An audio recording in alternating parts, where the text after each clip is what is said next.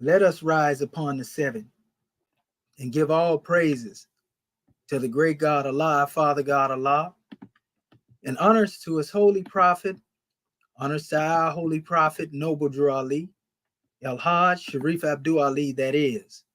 We give honors to our Moorish kin once again, here, there, and everywhere, and therefore honors to all of you who are continuously honoring yourselves by being yourselves. We give honors to our Grand National Seal. We give honors to our Grand National Emblem, National Flag, Divine Constitution and bylaws, and honors to all of you who are indeed a living manifestation and personification of everything that our holy prophet brought to make us a nation. I want to give honors to all of the Moors who are on the manifest in this new era in time now, because this is indeed a new era in time now, because we don't think the way that we used to think. But I just want to say I'm your host instructor for tonight's Moorish Perspectives, Dr. Shahid Imani Hadi Shabazz El, and my ancient Comedian high name being the same as Dr. Shedawal Minchi El Muhajjid Shepsuel. And we would like to let our Moorish kin know, as we've been doing in the last few weeks, we are live streaming because our family is coming in. And for those who would like to join the panel, we definitely had a link that we sent out to our Moorish kin. So check your emails if you'd like to tune in. And you stay on your conference call, as I'm on the conference call as well. But you can also tune in to the live stream if you so choose to. And make sure you share that live stream so that our people can also tune in to the live stream. And they can get this grand drawing that we have to bring to the manifest, because we have to get this message to our people, Moorish kin, and make sure that everybody is able to know exactly what it is that we are on the manifest to demonstrate. Because if they don't have a knowledge of what it is that we are demonstrating, then we'll just say one would never have clarity of truly what it is we have to offer as a Moorish American government. So it's a grand question. Pardon. We have a grand question on the manifest, family. And this grand question is, because we already know our chapter deals with, Yehoshua's answer, to the Lamas, and so in all actuality, what is our answer to the Lamas? What is our answer to the Lamas as well? Yehoshua demonstrated it then, and so we have a grand draw when it comes to dealing with our answer. And I got to actually correct that, because I actually put question, but answer to Lamas. And we're going to see that the questions will be answered as well. And Lamas, we will find out exactly who Lamas is. We put a measure out there to our people recently. If you don't know who Lamas is, if you know anything about our teachings here in the teachings of the Moorish paradigm, in those special teachings, we actually demonstrate from all of the schools of thought. You see?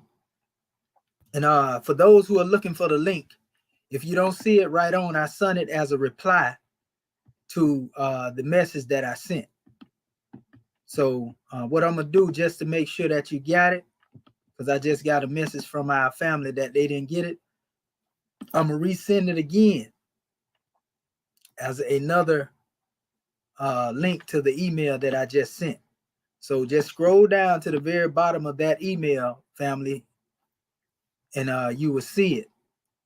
And as for the rest, continue to post that measure out there to our people. If you scroll to the bottom, you're going to see the link. And it was supposed to be connected in the email, but I seen it wasn't up there at the top, so I placed it in there. And you will see also our chapter. And I went into Lamas explaining the meaning of truth, because you can actually place this particular breakdown in line with the special aspect of the questions that were asked to Yehoshua. You see? So we know that Yehoshua in his meeting with him, not only, did he have to answer particular questions or explain the truth to him, but he further went to explain truth with him. And so that's why you see me placing the breakdown in here, because it best explains, the friendship between Lamas and Yehoshua. And so we already have the measure that was given us in chapter 26, and we'll go further into that in relation to this measure.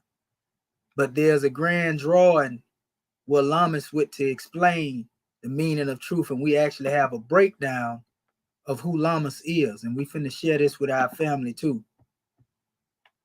So for those who are here, if you're looking for the link again, Moors, it will be found in the bottom of that email that I just sent you. So let me see before I move forward, before I get into this special demonstration. Is there any more that has already received the link and they scroll down in their email and found it in the bottom?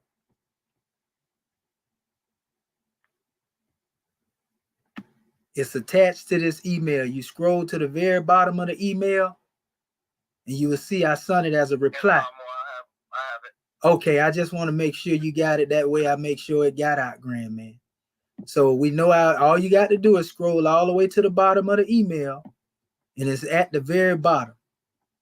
Because that would be the quickest way to send it. Then, recopy and paste all the emails again and go through it. So I sent it that way. Okay. And so again, we want to welcome all of our family that is present tonight on the live stream as well as our conference call.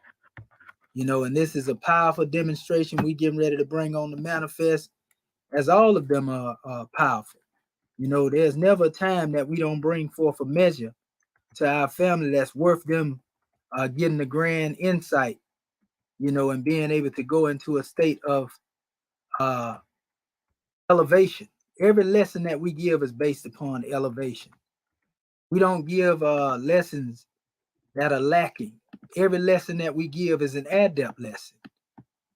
Every lesson is a lesson that adds on to the higher self. You see? And so we encourage our Moorish kin to have your paper and your pen on handy and be ready to come forth also and demonstrate your special portion and exercise your 5 so that all of your Moorish kin will know that you are alive and well as well, family. So again, we are dealing with a powerful, powerful measure. So who is Lamas? Before we go into anything. Now we know Lamas Brahmas was actually, of the original teachings as a reference to dealing with that of the Orient. Lamas Brahmas, you can also see the connection to the teachings of India, Hinduism, so forth and so on, because we honor all schools of thought. We want to keep that out front. We want to keep that on the manifest. There are special drawings that were given in this text, chapter 26, where, and we're going to run through this, while we share our screen at the same time and prepare our family for an honors to our brother PNFSL that is in the chat on our live screen. Peace and love to you, brother. We got a grand measure on the manifest. So let me pull this up right here so that y'all can see it. I want everybody to be able to see where we coming from when we get this drawing. Let me see here. Make sure everything is comprehensive to our people so that they can see how these things can maybe a measure that becomes applicable to themselves. They can apply it in their lives. Because that's the whole measure when it comes to delivering truth. That's what elevates truth, beyond the realms of doubt and brings one into the reality of dealing with self. And so again, we are talking about Lamas. So in our Moorish Holy Quran, before we go into the slides in my PDFs that I have before me, and while I'm doing that, if our Moorish kin come on the panel, I'll let you in once I get done. But it states in chapter 26 that was just read for our family that didn't hear it out there. You know, Yehoshua's answer to Lamas after they had dined, the guests and Yehoshua were all in a spacious hall in Mary's home. We already know Mary is the mother of Yehoshua. And Lamas said, "Pray tell us, Yehoshua, is this the dawn of peace?" Now, this is the question that he asked him. You know, the dawn of peace would actually deal with the coming of peace or the arrival of peace, peace being on the manifest. He said, "Have we come forth unto the time where men will war no more? Are you indeed the Prince of Peace that holy men had said would come?" You know, these are the questions that Lamas was asking him. You remember, Yehoshua had went among many masterminds according to our teaching. Because in these teachings that we are reading, we're dealing with the 18 missing years of the life of our brother Yehoshua, which are not included in the Bible. They are not in the Holy Quran, you know, but these are the 18 missing years after he had went into Egypt at the age of 12, you know, and he had been raised up by the adepts and mastermind and began his ministry. So it goes on and says, "Are you indeed the Prince of Peace that holy men have said would come?" And Yehoshua said, "Peace reigns today. It is the peace of death." And then he said, "A stagnant pool abides in peace." He says, "When waters cease to move, they soon are laden with the seeds of death." Listen, now we know by the science and the nature of seeds, if seeds are empty, if they have nothing at its essence, so to speak, in order to produce life, then there's death in those special seeds. So you can plant and you can wait for the harvest, but nothing will ever come on the manifest because death is the seed that has been planted. And it says corruption dwells in every drop. And so it's referring to the seeds of death as having corruption dwelling in the essence at every drop. So nothing but death can be produced from death. So it is the same if you plant seeds of life. Nothing but life can be planted and produce fruition from its source, but life, so to speak. We say in chapter 1 that the seed is as perfect as the source from whence it comes. So if that seed is full of life, then what will come forth from the soil is unknown until it becomes manifest. And therefore it will be life, right? That's why people say in the cliche, well, you can tell the tree by the fruit it bears, right? So it goes on, it says, "The living waters always leap, skip about like lambs in the spring." It's telling you the difference between what they call a stagnant pond, you know, where the waters are contaminated, as opposed to, you know, fresh living water. You know, you got a lot of people talking about alkaline water now, as opposed to, you know, a lot of the bad. We hear horror stories about bad water now in certain cities, especially you can go into Mississippi right now. They got some problem. We heard the stories about Detroit. You know, we know when red tide come through, you know, it do something to the waters in this area up here, you know, where I'm at. You know, and anywhere else where you have corruption in the waters, this causes a problem. You know, sickness comes as a result of that, right? But anyway, it says the nations are corrupt.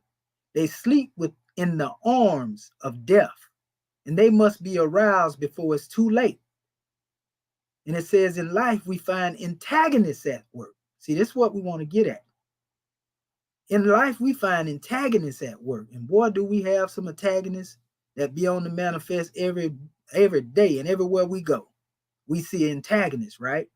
But it says, "Allah sent me here to stir unto its depths the waters of the sea of life, and peace follows strife. I come to slay this peace of the earth. The Prince of Peace must first be the Prince of Strife." This is our brother Yehoshua saying. saying this. He said in the Piscean records, I didn't come to bring peace but a sword. So this sounds very similar to that same measure or that same drawing. He said, this leaven of truth, which I have brought to men, will stir the demons up, and nations, cities, and families will be at war within themselves. Now, this is a powerful demonstration. He ain't saying that he wants this to happen. He's just saying the truth that he has is so powerful, it's going to stir up the demons. So this is what's going this is what's going to cause the antagonist to go to work when he bring this truth to the manifest. He going to stir the demons up. He going to stir the nations up. He going to stir the cities up. He going to stir the families up. And it's going to be war because of this truth that he will bring to the manifest. Now, you think truth being on the manifest is a good thing, right? So what is the problem? Why is there then a war that takes place among the people? Why would they begin to strive among themselves if the truth is among them? Because we're told that the truth will make them free, right? It's one thing to hear of the truth. It's one thing to look at the truth from a distance. It's one thing to know half of the truth, you see, but another thing to be the truth. So it goes on. He said, the 5 that have been dwelling in a home in peace will be divided now. And the 2 shall war against 3. And the son will stand against his sire, father. And the mother and daughter will contend. Yes, strife will ring in every home. Now, we can see this on the manifest right now. Even in the Piscean records, they mention a story, similar to this. And so for those who may not believe in the Piscean record, they don't believe in Yehoshua. They don't believe in, any type of scripture. You can get some out of this too. Even if you see it or view it as a mythos, you still can get some from this. Listen to the moral of this special demonstration that we had to bring forth. Even if you don't believe in Yehoshua or you don't believe, listen to the moral of the story. You see? So it says, the self and greed and doubt will raise into fever, heat. And then because of me, the earth will be baptized in human blood. You say, now, wait a minute now. Yehoshua, we thought you came to bring some love. We thought love was the savior. We thought there was peace. You mean to tell me, that the earth going to be filled and baptized in human blood? Now, he's just giving you a description of what's going to take place when he bring this truth to the manifest. You see? It says, but right is king. And when the smoke is cleared away, the nations will learn war no more. The Prince of Peace will come to reign. So first, the Prince of Peace had to be the Prince of Strife. He had to stir up the nation, war, conflict, and everything else come on the manifest. Now, he's not saying he creating a problem and bringing a solution. He's saying that when he bring this truth on the manifest, that this is special truth, will become problematic to those who don't want to accept the truth. Many will actually sacrifice their lives for bringing this truth to people that they heard from Yehoshua, so to speak, right? And this is not just the measure dealing with Yehoshua. This has been the case throughout the annals of history. It happened anytime that a mastermind would come to teach a people. And not only did the people end up suffering and being enslaved as a result of dealing with a truth that the world didn't want, but even the bringer of the truth themselves would often receive some form, of backlash from those that they came to teach. We've seen this in every story. Listen to the moral of the story. You ain't got to believe it historically. Listen to the moral of what we're saying. Because if we go outside of this story, we can give you the same measure if we dealt with the life of Prophet Muhammad. Even if you don't believe in his story and who he is, listen to the moral.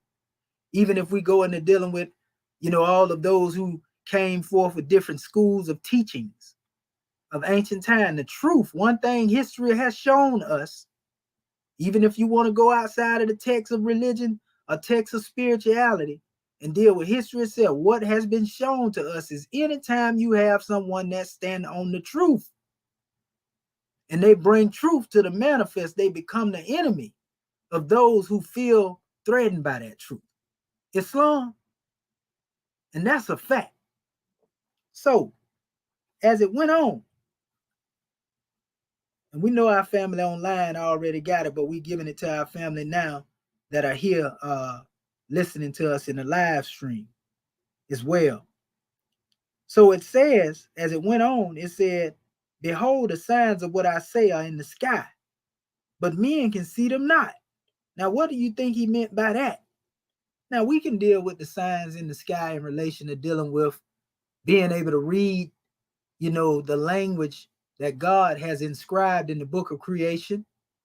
We can understand what is being spoken from the means of, astrologics, astronomic degrees. We can go into all of that. But really, when it speaks on the signs of what is said in the sky, if we go within the self, it's really talking about what is above the neck. Because heaven is a state of mind. So you can behold the signs of what are being stated if you know how to think. If you are able to think, then you can get a drawing from any master teaching or master teacher who brings the teaching. So it says, when men behold a cloud rise in the west, they say a shower of rain will come. And so it does. It says, and when wind blows from the south, they say the weather will be hot. And it is so. It's talking about the observation of nature now. He's getting into some science. He said, lo, men can read the signs of the earth in the sky, but they cannot discern the signs of the holy breath. But you shall know. He said they can see everything outside of themselves when it comes to the working, like I said, of reading the book of creation. We've seen this because in ancient Kemet, they inscribed these things in stone. And they said that basically, well, this is the language of God because they understood that God was speaking to them through nature, not in a spooky way. They understood that a God was speaking to them through each other. This is why we say Allah speaks to man through man. You see? But yet, you have many who have forgotten the way and they are now going into spookism, rushing and serving gods outside of the self, many gods. We call this polytheism, to serve gods outside of the self. You see? Because we find God within our higher self. Anything in the lower self has to do with many gods. And there are many different ways by which we can be destroyed, but only one by which we can be saved. And we're not talking about a man saving you.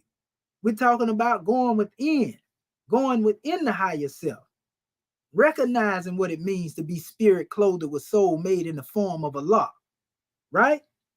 But it says, these men, in other words, when you deal with men on the level of corner, man, they cannot discern the signs of holy breath.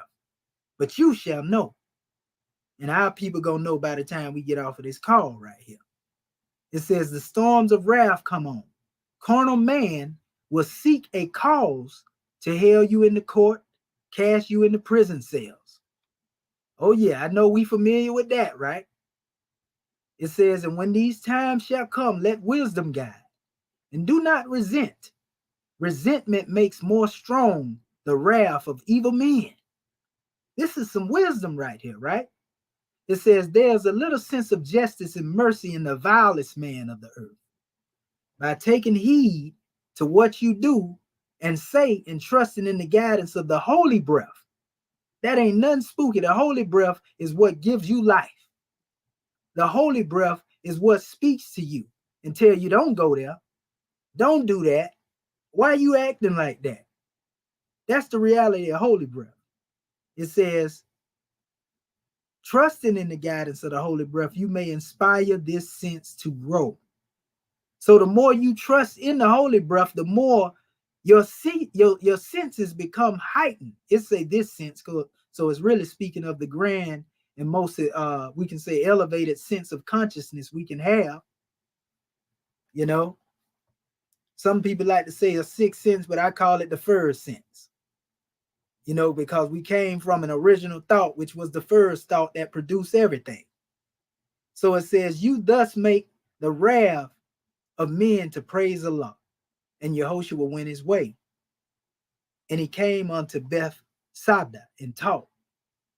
Now, out of all of this answer to Lamas, there's a grander expression of the questions that Yehoshua answered to Lamas. And I actually have a breakdown for this on my channel. So I won't go through any and everything in this drawing, in this whole PDF here. But we will go over those things that are necessary to let our people know, how it was, that Yehoshua was able to answer Lamas on a greater extent, or at a greater extent. But let me check my board right now and see how many of our family is here. Okay, we don't see nobody on the board yet. Let me scroll it real quick and make sure. All right. So if anybody would like to click that link and come on there, all is well. And honors to all of our family here too that checked in. Brother Jeff Billings L, Omar Thomas L, also my brother Marquis Selassie Rod, Shalom, Shalom, Shabbat Alahayim, brother. Frank White, Islam. We give honors to you, brother, as well, brother Larry L.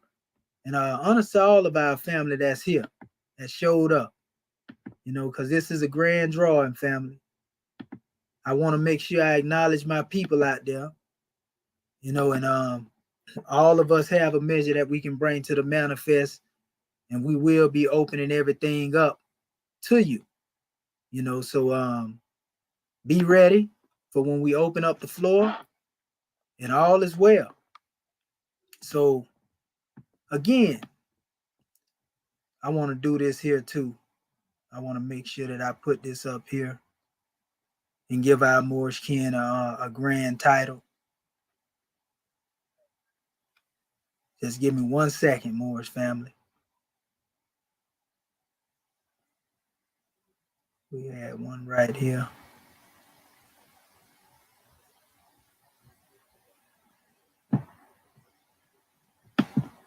I think that'll be even better right there.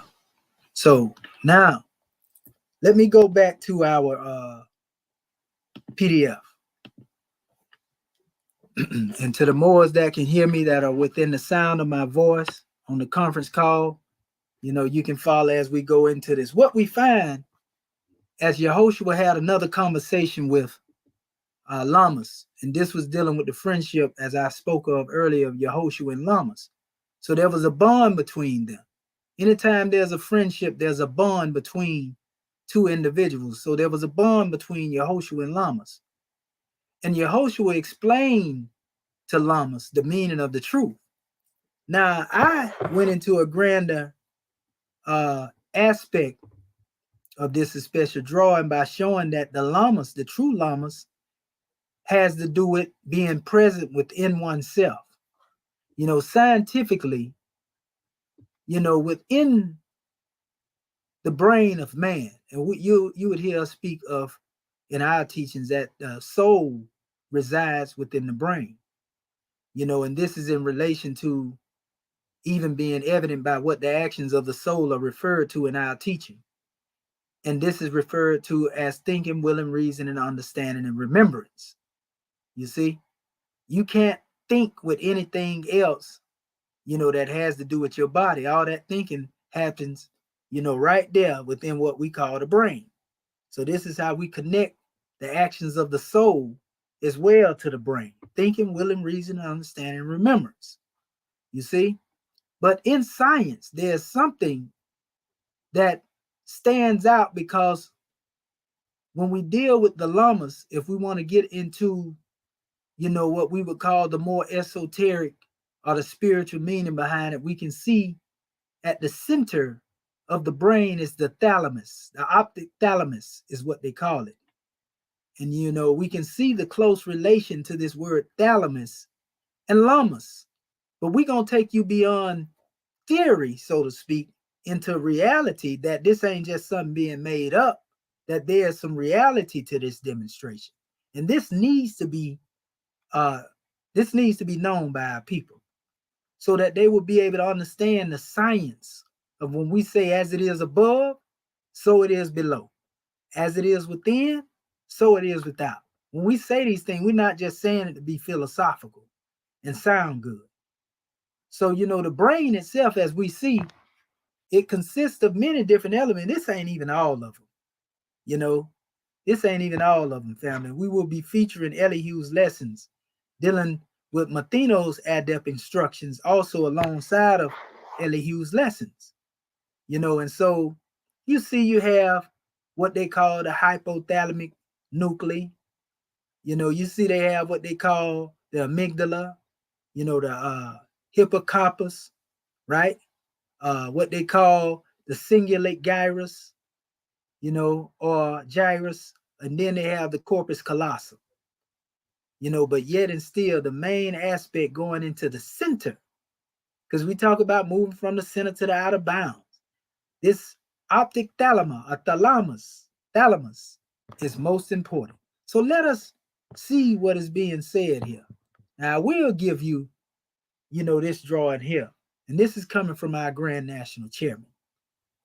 In the preamble, listen to what he stated, because we're talking about the Prince of Peace. He has to be the Prince of Strife, and we also talking about, basically man knowing who he is. So then it says preamble. Now fallen human is the truth, and he put in parentheses, God, the higher self. Thank you, Chairman, for that drawing. See, this is what we teach in Moorish America. Again, now fallen human is the truth, God, the higher self, and falsehood, devil, the lower self, strangely mixed. So we don't believe in a spooky being, somewhere with red pantaloons on with no pitchfork. We keep telling our people that, poking you to see how plump you is. No, that's not what we're talking about. We talking about that Lucifer, Satan, devil, dragon, and beast degree that come in the form of an inverted 5-pointed star that's upside down. That's the lower self. That's what the sin from Adam and Eve, a carnal nature. You see? That don't come from Ish and Isha, spirit man and spirit woman. That come from the lower self. So now you see a basic understanding of the difference between the higher self and the lower self. So anyway, it says, needful to say, this problem, sometimes called the fix, can, will, and must be solved, here as well as there. For those who don't know what here as well as there mean, we are told in chapter 1 of our Moorish Holy Quran that man was given a soul to function upon the plane of souls. So that can be there. And he was given a body of flesh to function upon the plane of things made manifest. So we know that's here. You see? So again, needful to say, this problem sometimes called the fix can and will and must be solved, here as well as there. Many are the reasons why creative fate gave to man, to spirit man, a soul. And from the soils of soul, spirit man can harvest the nourishments of thinking, reasoning, willing, and remembrances. Didn't I just tell you that? Call these not the soul, but the actions of the soul. So the soils of soul rest right here above the neck. This is where a seed is planted. Not physical seeds, not apple seeds, orange seeds, and plum seeds. No, these are seeds of consciousness, seeds of divinity that are placed within the soil of our soul. You see? That they may grow apace. But no one knows the nature of this special seed until it fully unfolds. Nobody knows your greatness until you unfold into your greatness. As people see you in your youth, your friends and your peers, or you see them, y'all don't know the full aspect of the unfoldment until years and time pass by. 30, 40 years down the line, you say, oh man, this is what this one was meant to become. You see? So it says, from these labors, he and she obtains many gifts from sheer understanding. It says, from man to be as the source from whence he came, he must first become an adept. Now let's educate him on what adept is. It says, the reapings of this sacred garden yields the beautiful requisition called wisdom. Allah's education taught to his seed is called wisdom. And when spirit man acquires it, his graduate degree is called adept. Wisdom is the consciousness of man himself as God. Wisdom is the only true salvation, and each man must acquire it for himself. Indeed, this holy breath, redemption, or pure salvation is when the very gnosis of one's knowledge and intellect has been truly mastered inwardly by the individual, while it is the true soul, like a personal school of grades, is alike in all, yet wisdom is exclusively one's personal classroom. So ain't nobody got no business peeking in your classroom if they ain't in that special classroom, right? And you ain't got no business peeking in their classroom. You see? It says, and can only be attended by you. It says the principal owner. It says, for the record, how others attend their school, whether other men neglects or pull the weeds of their garden, has very little to do with your school's attendance. Who made you? Allah. It says, whenever, and we want to say probably this was a misprint here, but ever an adolescent leaves childhood to attend the ordained work of what life is truly spent to build, he or she no longer think like a child, because the time has come when they must be about my Father's work. It says only an adept, let me make sure I scroll this up right here, one whom accepts the work and divine responsibilities of being God, can claim the adult status of a God man or goddess woman. The acquirement of wisdom is the work of our Father God Allah, like Friday is to Muslims all over the world. Moorish Americans are those servants who are duty bound to be about their Father's work.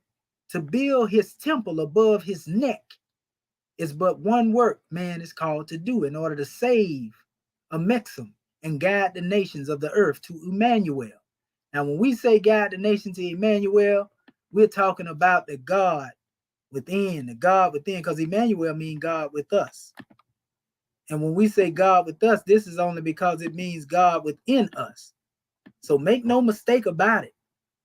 And there were many questions that were asked. Like I said, I don't want to go through this whole chapter at this particular time. I just want to touch on some of the commentaries and get into the science of it. We will touch on the questions.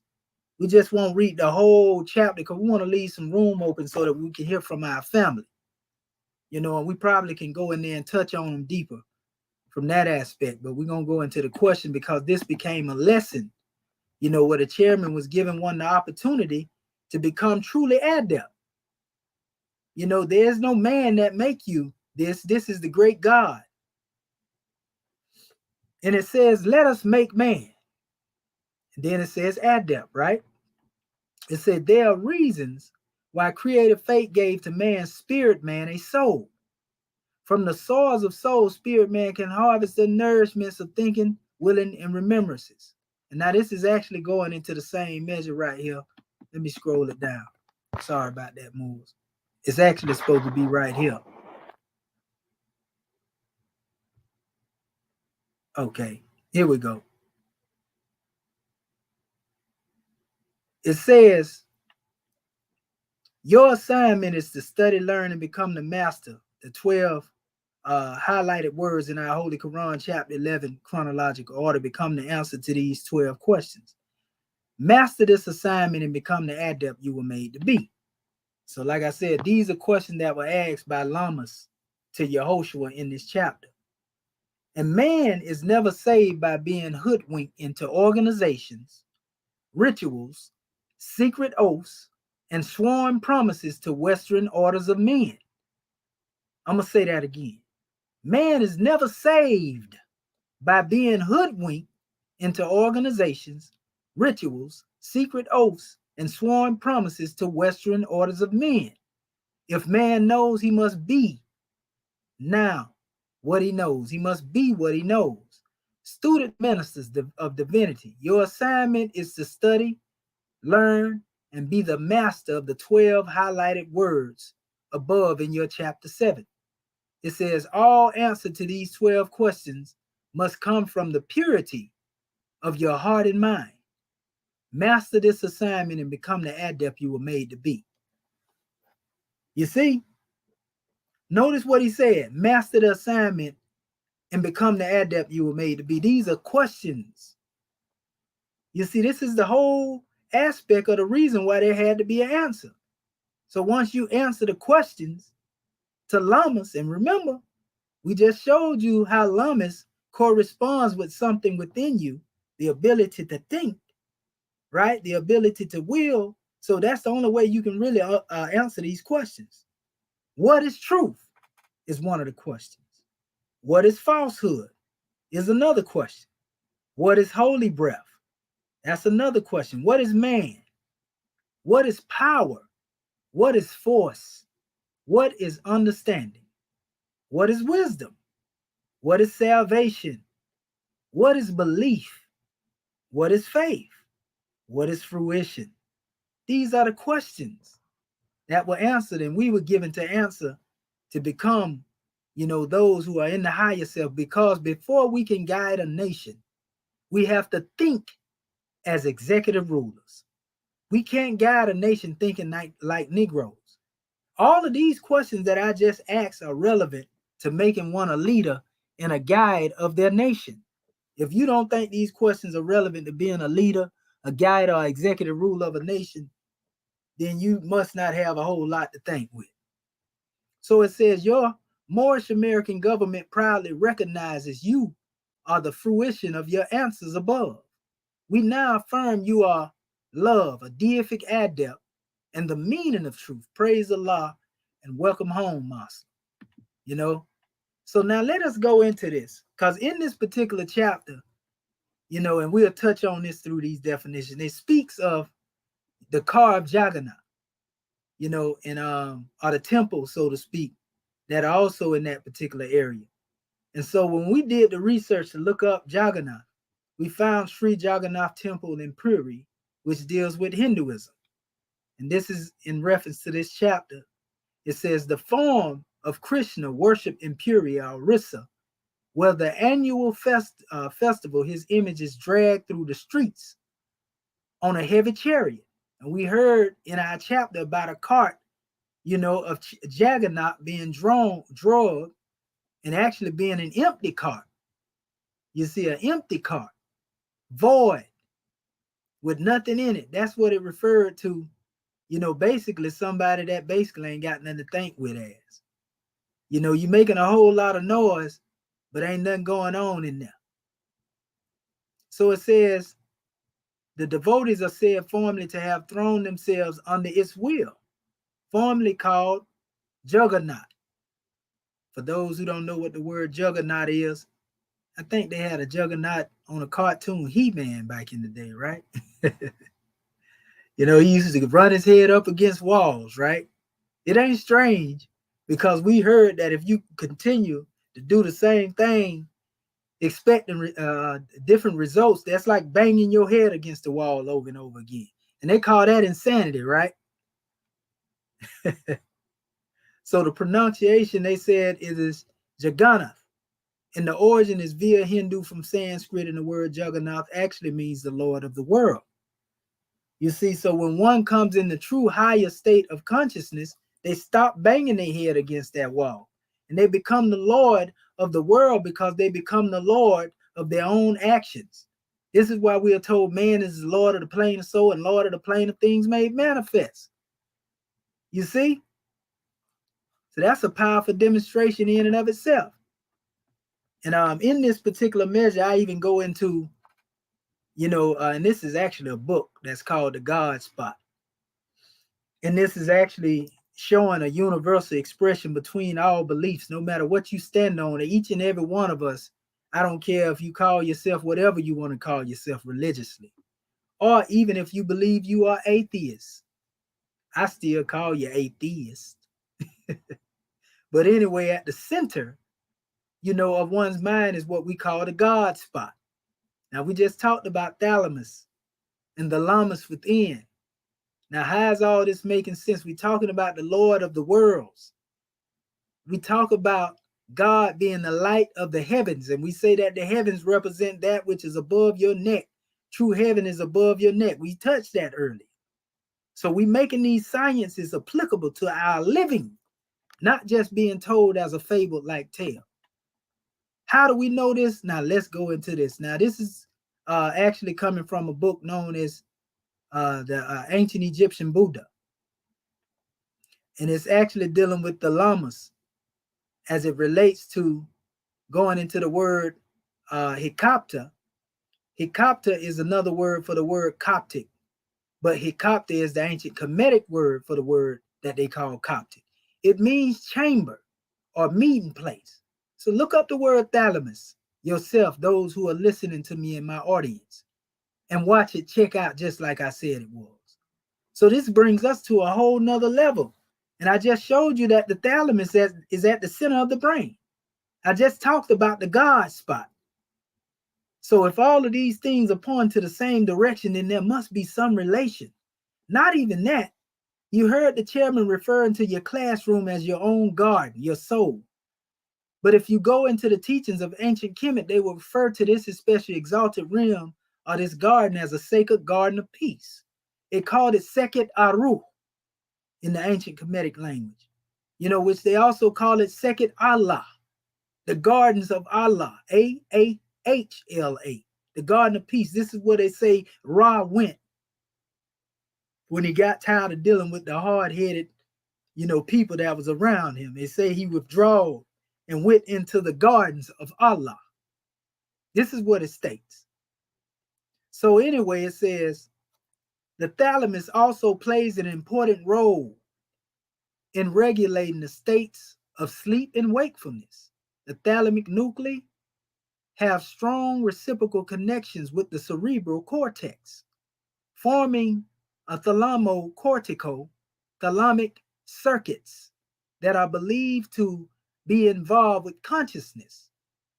The thalamus plays a major role in regulating arousal, the level of awareness, and activity.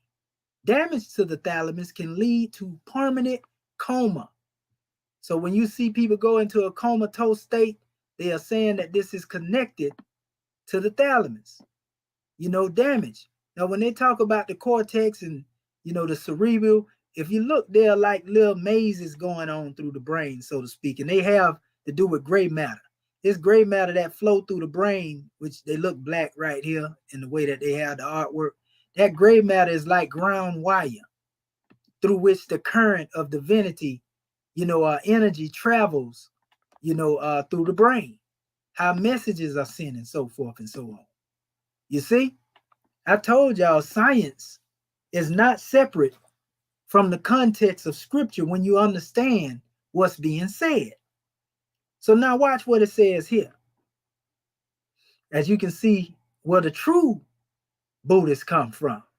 This is an ancient Kushite expression of what the Buddhists look like. And you can see a Indic, a Hindu, you see the dot right there in the forehead and everything. This is Afro, Asiatic, so to speak, Kushite. So it says, what are lamas in Buddhism? Lama, the Tibetan Brahma, superior one. In the Tibetan Buddhism, a spiritual leader. Originally used to translate guru, venerable one, and thus applicable only to heads of monasteries. It says, all great teachers. The term is now extended out of courtesy to any respected monk or priest. So the true superior one, again, I keep telling you, is above the neck. This is where you're able to tap into holy breath. This is where you are able to answer the lamas. When you hear the silent voice that speaks within, when that voice tells you teach your people, when that voice tells you free your people, when that voice tells you lead your people, when that voice tells you uplift your people, that ain't spookism, because that Sometime in the life of every scientist, a light bulb comes on in their head. Did I say the God spot becomes illuminated? Did I say that one becomes awake? Did I say that one becomes conscious of their mission and their purpose in the world? See, we separate myth from reality now. So anything that's being said here, it can't be denied. Because we bringing you to you. We verifying everything through you right now. Can you deny yourself being on the manifest? Can you deny yourself being you? No, sir. So why would you deny yourself, the reality of basically having the essence of the creator within you? Do you think that you are that low that God will abandon you to that sense where he wouldn't give you a form that you may also be resolute and that you may also be able to tap into him? But the problem is, and the reason why you haven't been able to tap into this energy, this spirit, this oneness, this holy breath, is because you have been focusing too much on those things that are outside of the self. You've been in somebody else's classroom. You see? You've been too busy trying to tear down somebody else's lecture. You've been too busy trying to compete with somebody else's wisdom to where you can't see the God is within you. And now you don't believe in self, because that's what it is. When you say you're atheist, you're saying you don't believe in the God within yourself. If you properly understand who and where God is, the question is not who he is, so to speak, but really where he is. Where is he? He is in you. And the only reason you don't accept that, or you can't accept that, is because you believe you are what somebody else told you to be. Somebody told you you was a Negro. Then somebody came and they told you was a black man. Then they told you was a colored man. Then they told you was African American. Then they told you was an African American descendant of slaves. And if they tell you something else, you accept that too. But if I tell you you one with your father God, whatever name you want to give him, whatever affiliation you want to give to it, you reject that because you were taught to hate yourself. You were taught to look at yourself as lower than that which is of a worm. Islam, you know it's the truth. You know it's the truth. So, as we go on, here's a measure also dealing with the brain. It shows a complete maze of the brain from the top. You can see that cerebral cortex and its pathways, there, and look like they are actually illuminated, so to speak. And this is called the circle of Willis. You see, even in the medical field, it says, and the comedic all you got to do is read Gray's Anatomy, and you'll find a lot of this stuff right there. Because a lot of those who was demonstrating with the esoteric science, they used those texts, when they were dealing with particular texts, when they were dealing with the exegesis or interpretation of the text. So, you see up here, you have the internal carotid artery, the middle cerebral artery, the circle of Willis, which is at the center. We're talking about that God spot, that soft spot, the basilar artery. You see it right here, and then they are comparing this with the Ankh. So basically, this is the key of life, right here above your neck, impressed within the apparatus that we call the brain. Now, Prophet Noble Drew Ali told us this. He said that he had mended the broken wires and connected them to the higher powers. He said that he was going to take his good moors up above the sun, moon, and stars and around the almighty throne of Allah. Do you know what this means in reference to the self? Because we already know the throne is the crown chakra, or the Sahasrara, as they call it, right? The 1,000-petaled lotus, so to speak, right? In the highest state of consciousness, right? But then when we go into the essence of oneself, and we also understand what it means to go up above the sun, moon, and star, well, that's going beyond, what is known as the heart chakra, because the heart chakra is always displayed with a sun, and a moon that's cradling the sun. If you ever seen the symbolism, well, they show you that in ancient Kemet. And most time when you see that in ancient Kemet, it represents a crown upon the head of the Netaru.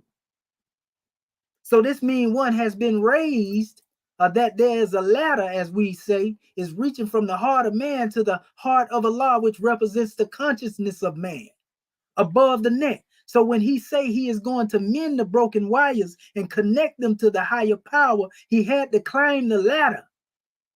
He taught you, come on up the ladder, Moors. We got work to do up here in this attic. We got some broken wires. You see, Prophet Noble Drew Ali was a scientist, a master builder when it came to the Temple of Perfected Men. We see that because look at all the Moors that are still calling his name daily, chanting his name daily. That's what show you what a master teacher is. Even when you have adversaries, when they begin to call your name on a daily basis, all that's doing is etching your destiny, so to speak, within the ethers, of creation, so to speak. So anyway, it goes even into the pineal gland. And everybody know about this. This is where the third eye is, but there's some interaction between the pineal gland, and they said that Jacob wrestled with God in a place called Mount Pineal in the Old Testament. Wait a minute, Jacob also one that climbed his ladder, Jacob's ladder, right? Oh man, when you go to connect in this demonstration and know what it really means physiologically, when you understand the esoteric or the inner meaning of these things, how good it is to see this truth bring us together in unity. So it says the optic thalamus, meaning light of the chamber, is the inner or third eye, situated in the middle of the head. It connects the pineal gland and the pituitary body. You see? Now, this is, I'm going to tell you something. We're going to get into that in a minute. I'm going to go right back to that. But it says the optic nerve starts from this. Eye single. The eye single. When the eye single, the whole body will be filled with light. And if you are the temple of perfected man and your spiritual insight is single, then you illuminate this whole temple. So that's where the real science of the concept of a pyramid with an eye above it really represents. But they took it and they corrupted it in a lot of these secret societies. And they made you believe that it was something else and it had to do with your God consciousness within you. But remember, just like the prophet was telling us, come on up the ladder, Moors. I'm up here in this attic. I'm finna mend these broken wires. You see, if you look at a dollar bill, since our people love it so much, it's lacking a capstone. So how can there be any illumination up there if the capstone is not complete and it's not there? And the capstone in all actuality really represent us as a people. The same stone that's going to cause that pyramid to crumble and be ground to powder. The same one that the builders reject that become the chief cornerstone, so to speak, right? Yeah, that's the one that would grind it to powder. So nevertheless, once this happens, this means that you have begun to think for yourself. You are no longer somebody else's slave, Moors. In our unconscious NBC family, I'm talking to you. Once that light comes on, once you learn the science of being able to mend your broken wires, how can you learn this unless you have a teacher and one that has went the way before you went the way? Huh? So it says the amount of light a person is holding is in fact reflected through their eyes. The eyes are the window to the soul and the indication of the state of the person. Yes, sir. That's true. This is a powerful demonstration. See, I ain't gonna go too far into, the real aspects of, just going and try to break everything down because, the whole measure is this.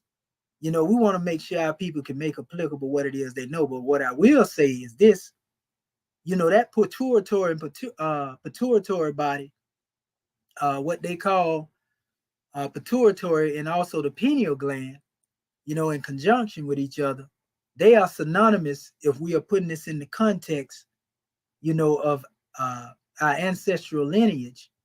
They represent Asa and Aset, you see, and there is a spinal column that comes down from the brain, that the central nervous system is activated, and there's some communication that goes on there. You notice the brain connected to that central nervous system, and that column, outside of being connected to a body, it looks somewhat like a serpent, right?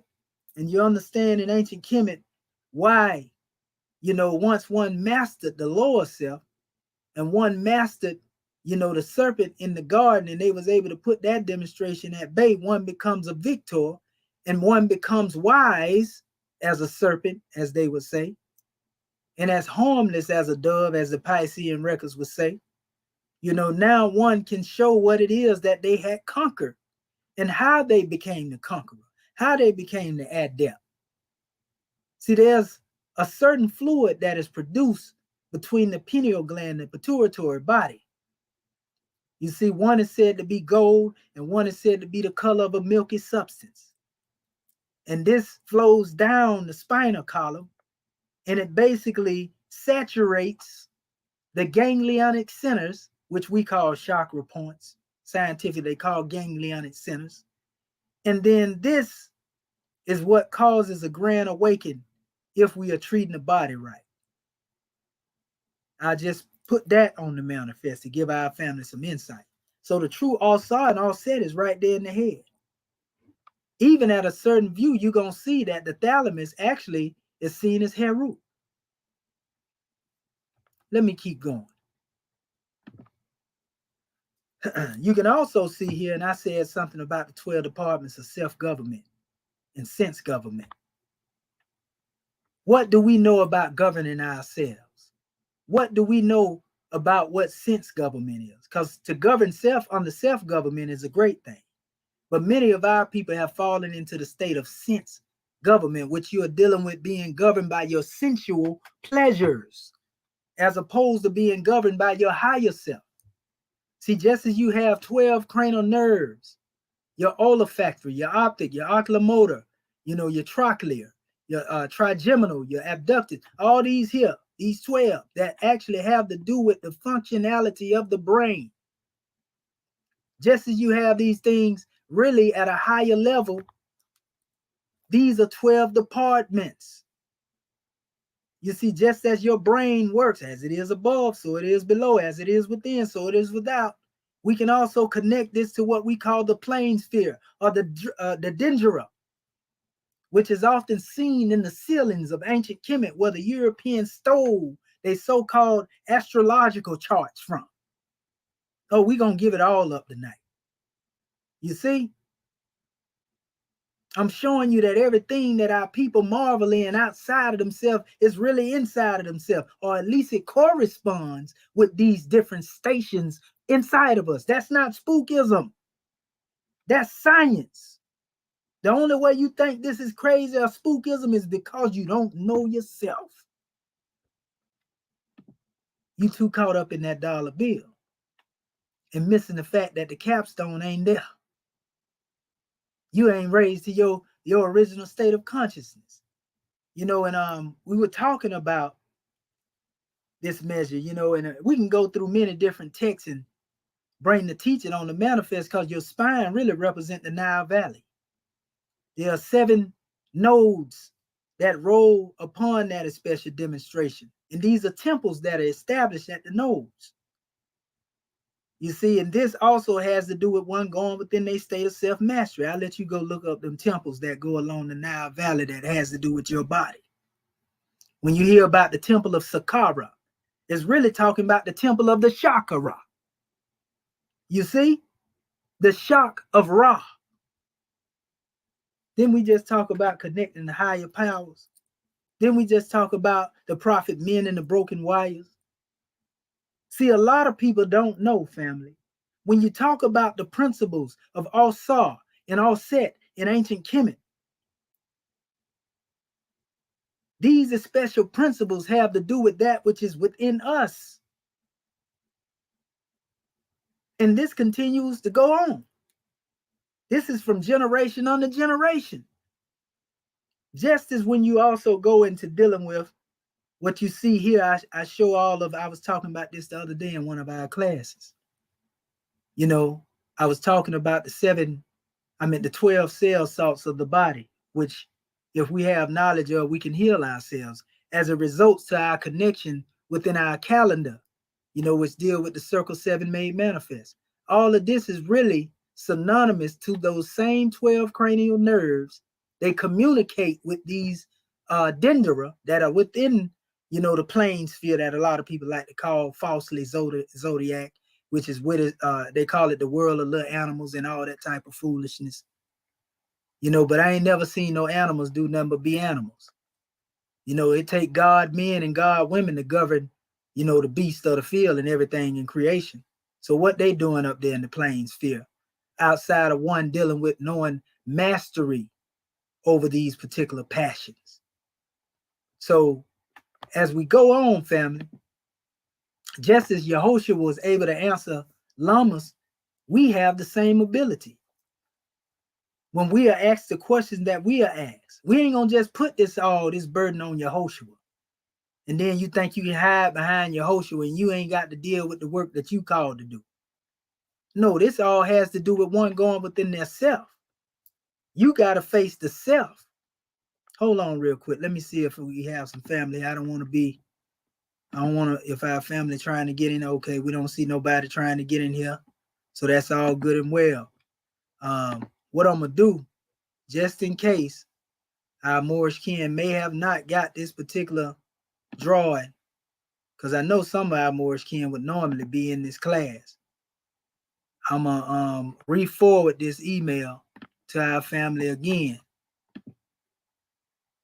And let me see here. And I'm going to do it this way this time. Let me see. I'm going to forward this to our family. Because sometimes these emails don't go out to our family either. But all is well. Either that, we definitely going to leave this floor open so that we can hear from our family either way. Let me put this up here and go down here, send this out to you again, family. All right. Let's see. Okay, there it go again. All right, now let me send this demonstration. Okay, let me check this. They talking about it's a recipient error going on in here. Where is that at? Okay, well, we'll take this out because this look like what it is right here. Give me 1 second, family. We want to hear from our Moorish kin. This is the Moorish perspectives. You know what I did? I see what I did. Pardon the self. I put it in the wrong area. So what I'm going to do is I'm going to take this here and take these out. And then I can forward this measure. Okay, there we go right there. Let's see.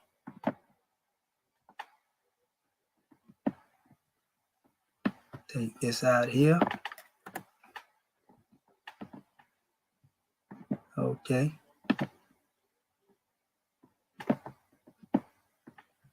And all is well. Okay. Take that out. We're going to just send this again. All right. Still ain't let me do it there.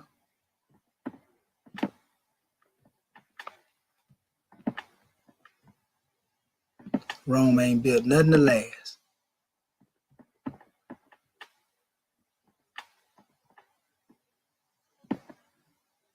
Okay, it let me send it. So if we get to y'all, all is well. All is well. Okay, so getting back to our particular slide, Moorish kid, as we spoke on it, you know, this is just showing the cell salts again. You know, it tell you what they deal with within the body. If you get a chance, go and study the systems of deficiencies in cell salts. Because I don't want to make this a long, drawn out measure. I really want to hear from our family. So if you look here, family, you see the brain, and we showed you as we were speaking earlier. You can see the midbrain, the pons, medulla oblongata, all this dealing with things that have to do with thinking, because you can't answer no question if you don't have the ability to think.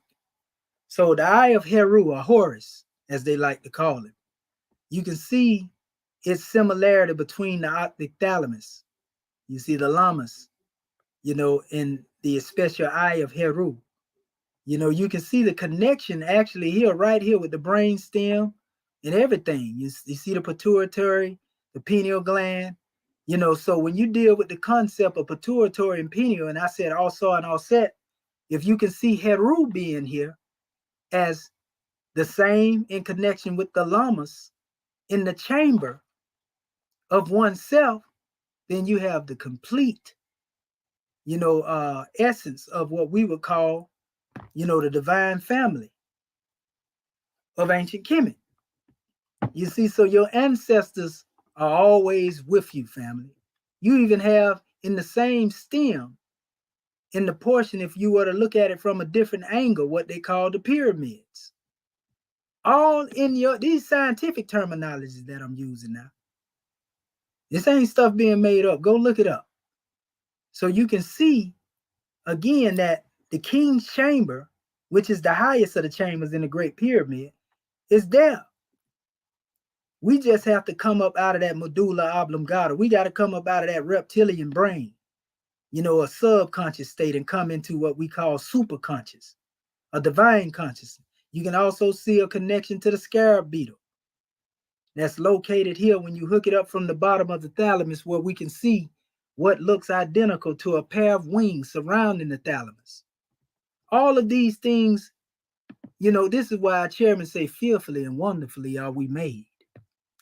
Do you think it's by chance that all of these things being referred to actually connect to something that operates within your consciousness? You think that's just something that happened by chance?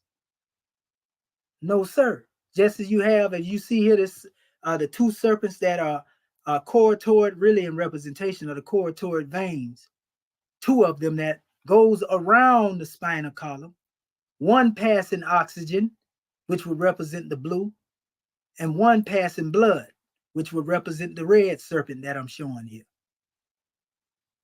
This is the symbol of the medical staff, which comes from Tehuti. They often call it the staff of Imhotep. They spoke of it in the Old Testament as the staff of Moses, him raising the serpent up in the wilderness. All this symbolism has to do with what takes place within the self. Self-healing. You see? Or what they call the science of enlightenment. And they're talking about it here, dealing with the natural man, or natural things must be raised from the level of the natural to supernatural. It says, or order to realize new concepts that lie waiting for recognition above the solar plexus, that is above the animal or natural man. The positive pole of being must be lifted up from the kingdom of earth, animal desire, below the solar plexus to the pineal gland, which connects the cerebellum, the temple of the spiritual ego, with optic thalamus, the third eye. And by this regenerative process, millions of dormant cells of the brain are resurrected and set in operation. Then man no longer sees through a glass darkly, but with the eye of spiritual understanding. To those who object the linking of chemistry with astrology, the writer has to say, the cosmic law is not in the least disturbed by the negative statements of he, ignorant individual. Those investigations of natural phenomena, right? It said, delve deeply to find the truth. Pay little heed, and that's pay little heed to the dabble who says, I can't understand how the dendroscience can have any relation to the cell salts of the human body. The sole reason that he cannot understand is because he never tried to understand. A little earnest patient study will open the understanding of anyone possessed of ordinary intelligence and make plain the great truth of the universe. It says what the word implies. One verse, it logically follows all parts of the one things that are susceptible to the operation of any part. The human body is an epitome of the cosmos, the macrocosm, right? Each sign of the dendra is represented by the 12 functions of the body and the position of the sun at birth. And therefore, the cell salt corresponding to the sign of the dendra and the function of the body is consumed more rapidly than other cell salts or salts. An extra amount is needed, it says, to supply the deficiency caused by the sun's influence at that particular time. So these are grand drawings, family. When you understand this here, understanding the essence of our body is blood. Within the blood, we can find the God code. But it only makes sense that if we take care of making sure that our blood is healthy, that our body will remain healthy. See, so when we get to talk about thinking and healing ourselves, health is to the body as honesty is to the soul. When we get involved with these measures here, family, and we really take it serious, every question that is asked will be answered. I ain't even got into the feds, which is the functional electric stimulation apparatus within one's above one's neck, so to speak. So there are many measures here, but what I want to do now, because I asked all these questions that I'm looking at right now, I want to open up the floor for my Moorish kin, so that I can get a drawing from our family. And I give honors to everybody that's out here. Oh man, it's all right, family. And our family didn't get to see, but what I'm gonna do, all of you who are here, so you can go back to this video, that's all right. What I will do, because sometimes I wasn't sharing. Nobody was on the panel to let me know I wasn't sharing either. But what we will do, I'm gonna send this PDF out to you, family. If you request it from me at egyptianadept@gmail.com, and I will send this to you. But the main measure to this drawing is that we have to answer the question that is asked of us by the Lamas within. And then we too, will have a truth to bring forth. But yet know that truth that you bring on the manifest to free men and free people will be a truth that will cause strife and conflict and everything else that come on the manifest. Because antagonists will be at work. You see? And so it's just a grand drawing, family, to be here and build with our family, and go into the essence of these things. Let me do this right here. I just sent the link out to our family in the chat as well. So what we're going to do at this time, we're going to open up the floor so that we can hear from our Moorish kin, and everybody else on the manifest. And we will actually address these drawings as we answer the question with some of the things, because we didn't really show a whole lot of slides. It was just a few of them. And like I said, I'll send these to you if you email me at egyptianadept@gmail.com, which our family already have them in the government. I'm speaking to those who are out there in our audience. Oh, I also have another video dealing with the same subject matter. You can also go there to get the information as well, if you want to get it more swiftly. So *6 your phone, Moors, to deal with this special drawing. Now that we know the Lamas is within, and this is a question that is being asked to the higher self, what do you have to say, Moors, about this special measure? Islam.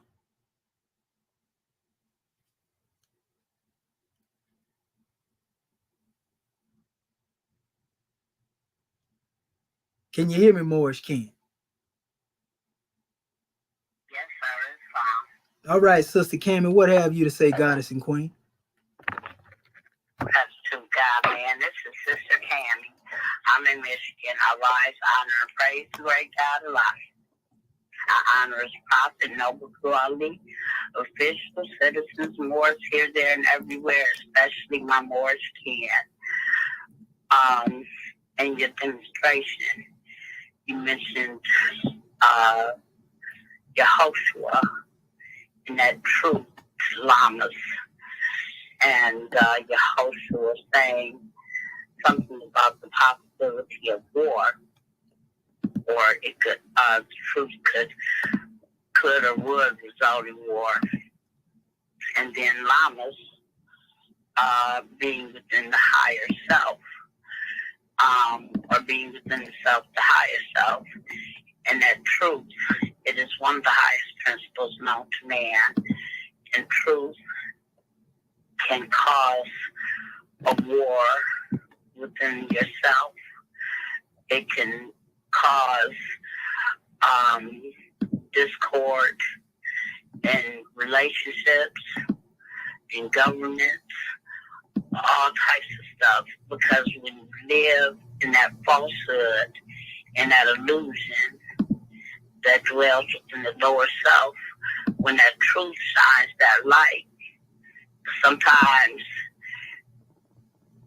it's difficult to digest. The prophet is your host who will come again. And the prophet Noble Ali brought the truth to us. And it caused some discord as far as our belief system as we knew it, based on the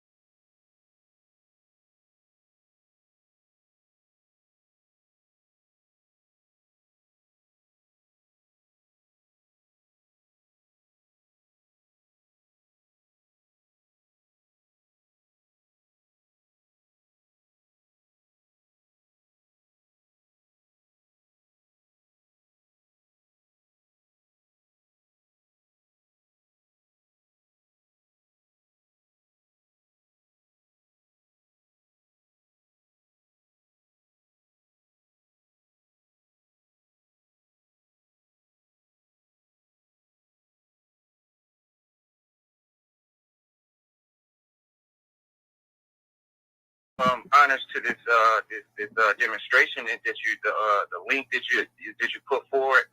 I would suggest that all the Moors, go through it. It's a grand document, in regards to the chapter of Lamas and Yehoshua explains the meaning of truth. There's also an adapt lesson and the questions that Lamas posed to Yehoshua. And there's also just illustrations of the mind, illustrations of ancient Kemet, illustrations of mantras in the thalamus in regards to this gateway. In more science, we speak about the three-step ladder. And this wisdom of the three-step ladder is our ascension from our physical self into our spiritual self.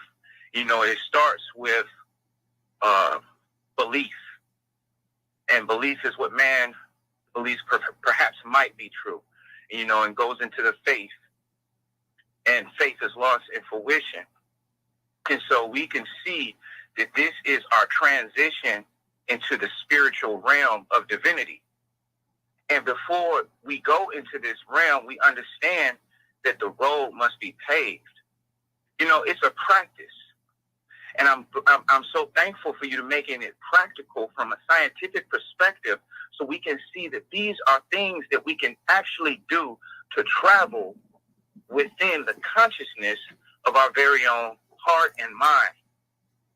And here is where we learn to control our own emotions on the sea of our own life, and how we can settle the tide, and so we can be a stable foundation to go out into the nations of the earth. And so, it's definitely been a grand revelation for myself, going forward, just to exercise, just to give one added strength in utilizing the spirit within the self, and the truth that we are made in the image and after the likeness of our Father God Allah, and we are His children. And so, as that, we have a blessed name to uphold. And so, I'm just thankful for this class, and I'm thankful for everything that the Moorish American government has put in forth. And I'm thankful for you, my brother. Peace and love. Yes, sir. And peace and love to you as well, brother. And I want to apologize to our family, that wasn't able again to see the slide. I know a portion of it probably was seen, but sometimes this thing make a transition over on me, and I don't even know it stopped sharing. But we'll try to make sure in the future that we're able to do that, and make sure our people are able to get these things. Like I said, if you want this PDF, we'll send it out to you. But honest to you, brother Omar Latif Bey, we want to give honors to you, grand man, for everything it is that you do and everything it is that you have done to uplift fallen humanity. Maad Heru Bey. Islam. Who is that, Brother Justice? Dr. Larry Daniels Bey. Okay, Dr. Larry Daniels Bey. All right, Islam, brother. What have you to say? Islam. Dr. Larry Daniels Bey, South Carolina Consul Agent. First, I rise to give praise and glory to Allah, the most merciful. And I give high honors to this holy and divine prophet, El-Hajj Sharif Abdul Ali, the last prophet in these days of time. And I give honors to Act 1 of our divine constitution. And I honor you, brother. Great class, as always, helping the more unfold. Great class. And I honor all those brothers, all the Moors that spoke before me, and I honor all those Moors that come after me. And I honor all my brothers and sisters online. Peace and blessing. Peace and love. Well, Islam. Can you hear me? Oh, yeah, I hear you loud and clear, grand man. You go ahead. Oh, great class. Great class. I wanted to start off and read ayah 11 of our chapter. Ayah 11 says, "This leaven of truth which I have brought to men will stir demons up, and nations, cities, families, would be at war within themselves. You know, we understand that truth right there, you know, because the prophet taught us, you know, that he even taught us that word abolish in 1865 stirred up what they created called the KKK, you know, in opposition to that word, just for one word, abolish, which abolished slavery, you know, and outlawed it. And the signs in, excuse me, and see, the signs and symbols are for men of understanding. You know, we see everything that's going on in the world right now. You know, when I first come into our government, you know, I heard our chairman speaking of these things right here, you know, telling us these things was coming to pass right here.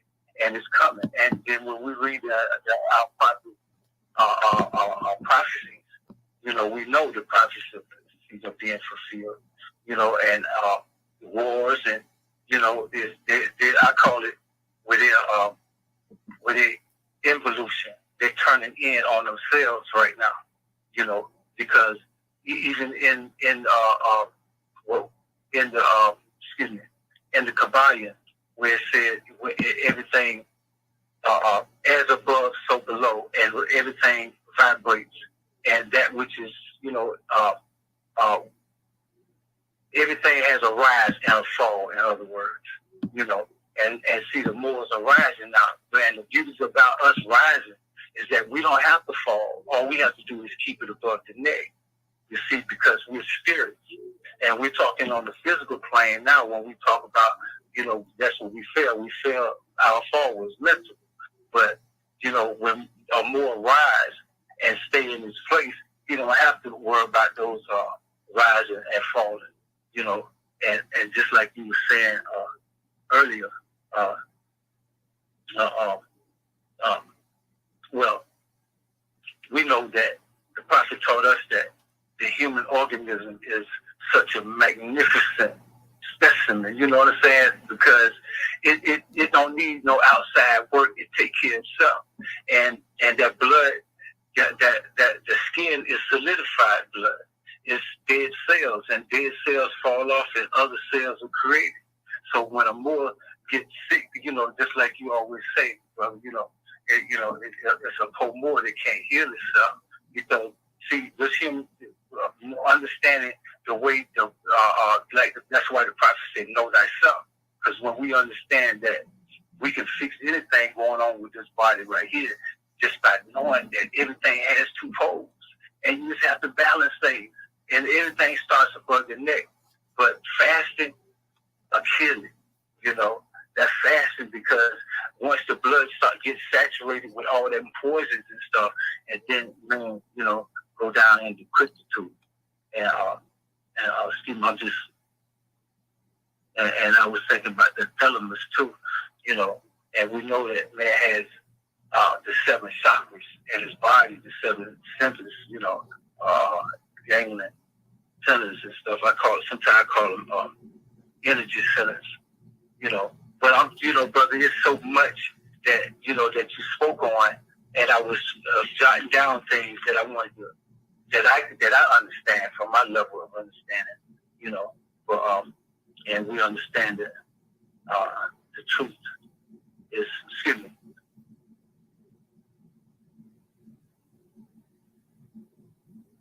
Yeah, and the signs are everywhere, and the truth, like you said, it raised the antagonists in this new era of time. They know what time it is. It's there. The sign is here. You know, because the Moors have formed their government. That's the biggest sign they can get right there. And we have proclaimed our nationality and our divine creed. Peace and blessing, Islam. Yes, sir. Peace and blessing, Islam. And you know, there's a drawing, and I actually have it up in front of me now on my screen. I want to give honors to our National Grand Mufti, you know, Dr. Khonshu Ma'ak Heru Bey, all is well. He on the panel with me. Praise be to Allah, Islam more. And but yeah, when we get into, you know, the definition of this special drawing that I have in front of me dealing with the functional electric stimulation I was talking about. And the acronym for that is FES, F-E-S. But if we have no functional electric stimulation that take place within the brain, then we can call ourselves brain dead. But if you look at functional electric stimulation and deal with the concept of FES, we understand it's not what is upon our head, but what goes on within our head, or what's in the head. And this is where the oldest library of the world resides.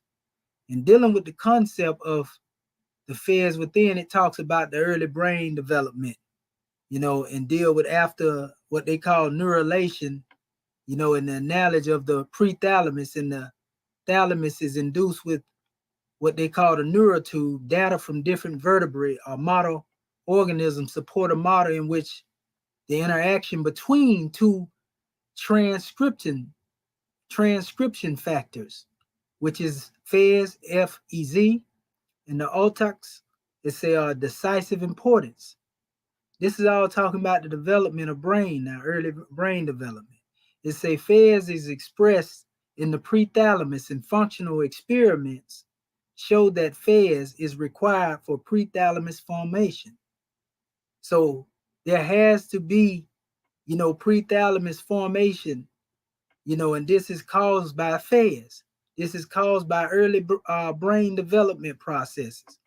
It also talks about the posteriorly, what they call Otics 1 and Otics 2. It says, about the expression of domain of FES and are required for proper development of the thalamus.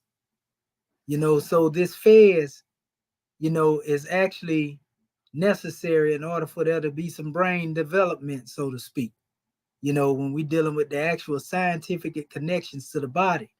But we know FES is named after the oldest library in the world. So transcription, just as we have transcripted text in the city of FES, there are certain things dealing with the RNA and the memory within our RNA that is carried, throughout the blood that you was mentioned.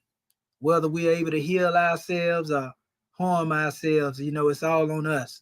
So I just wanted to add that on as I heard you demonstrating, Grand Man. With gratitude. All right, is there any other more who would like to demonstrate their message?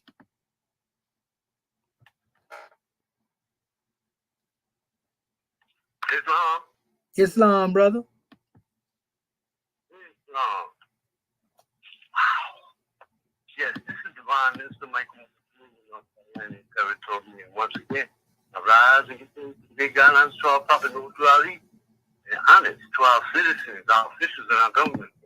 Honest to you for this divine and thought-provoking class. Praises be to Allah. Because what we need, the science of truth is what we must practice in order to build that temple of perfected man. That's when life is truly spent to build. And this is the mission at hand. Because as you were speaking, you wow. Lamas was talking about, Yehoshua was talking about, the answer, the holy answer. And when you look at that holy answer, you have to realize that all lies die when the truth is told. Because the truth confirms what is right and what is just. You see? And we know for a fact that indeed, because of peace, the holy man that said will come is truly our prophet, noble to our youth. Because when he brought us our principles, love, peace, freedom, justice, he showed us how we are to operate according to all 5 rules.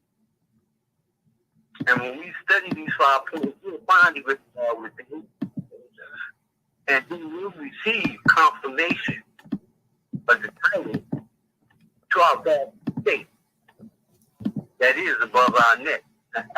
Praise be to Allah. As above, so below. you recognize your right to ownership and grasp the possession of your divine birthright, and you become free. And this is how we manifest our divinity, our oneness with the great God, and find that we are that strength of Allah made manifest, and once we realize this, see, because this is the only way that we're going to obtain the truth and stay in the truth is being in our higher self, because, hey, when you're in your higher self, behold a peace within yourself that, is beyond comprehension. Or those that have been enslaved, they can't comprehend, and they don't have that peace, so they get caught up with the things in the world, the things outside of themselves, and they begin to look for other saviors coming from, the things that they are become distracted with, Where peace is when you find yourself and learn to be yourself. You learn to be content with knowing yourself. The prophet said, if you ask me what it is to study, I would say, study yourself. And after you have studied yourself and ask what to study next, he said, study yourself again, so that you can get to know yourself and everything around you, because everything around you is within you. What's up above you is within you. What's below you is within you. And when we live this way, we learn to understand how our principles are the highest principles known to man: love, truth, peace, freedom, and justice. And then that goodwill comes in for being in harmony with the higher self that is in connection with our hearts. That is the nearest place that we can meet with our Father God Allah. And following in the footsteps of our holy prophet. You understand? Because he's the one that brought to us these holy instructions. And he gives to us the keys of life and death. He also gives us the keys to the resurrection or the dead. You understand? He brings us up out of a dead and stagnant state and lifts our minds, our consciousness, to uplifting and to enlightenment and to infinite wisdom. You see? And then once that resurrection will, we become in tune with the deific will. You see? And then you find that you are at one with our Father God Allah. See, and that's the most thing the prophet said.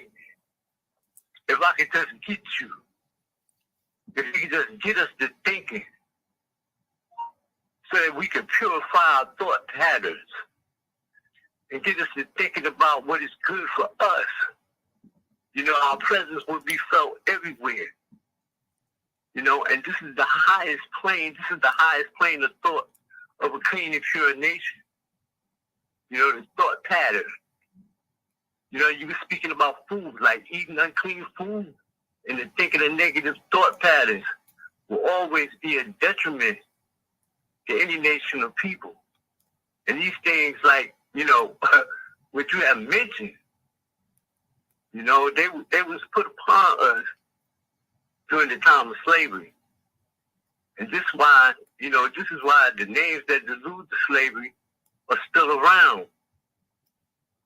Because our people refuse to go within. Our people refuse to let those things outside of themselves alone and go within. As long as they try to justify these things and think they can, purify their thoughts, they can't do it. While holding on to the same old slave mentality.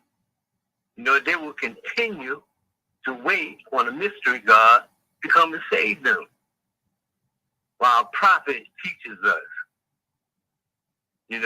hey, give it back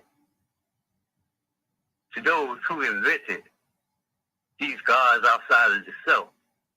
See, because originally our people are the doctors of the law.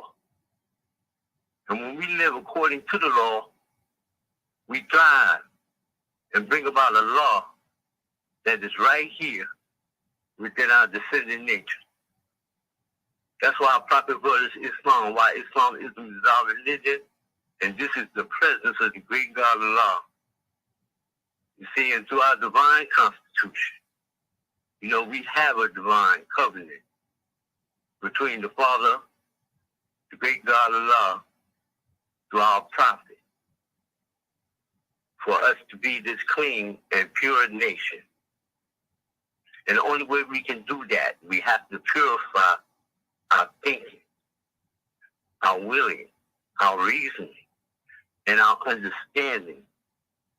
And remember at all times who it is that has made us, so that we can once again uplift fallen humanity and raise our people out of the darkness into the marvelous light. A grand measure for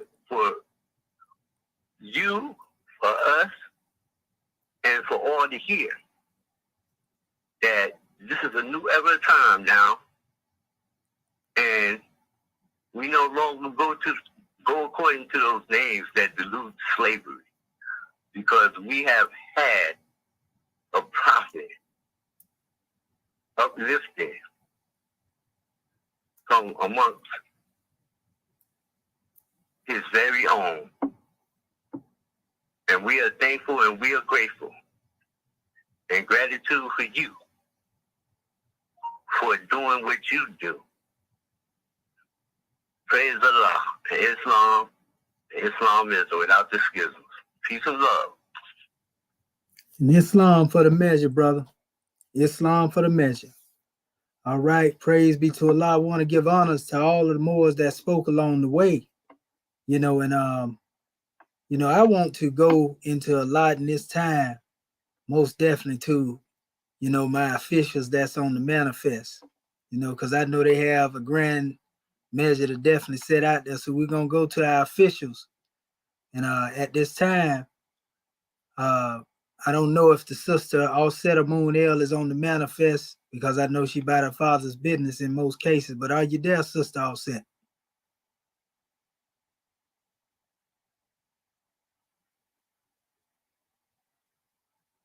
All right.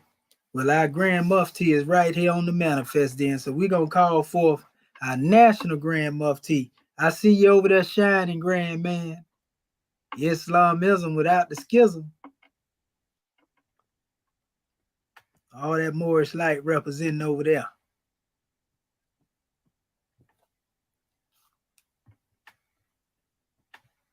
All right. Yes, sir. You got it, brother. I can't hear your mic if you're speaking. So if you can, you might want to. No, sir. You may have to go into your settings and then just see if you got your mic on there, and you can put it in there.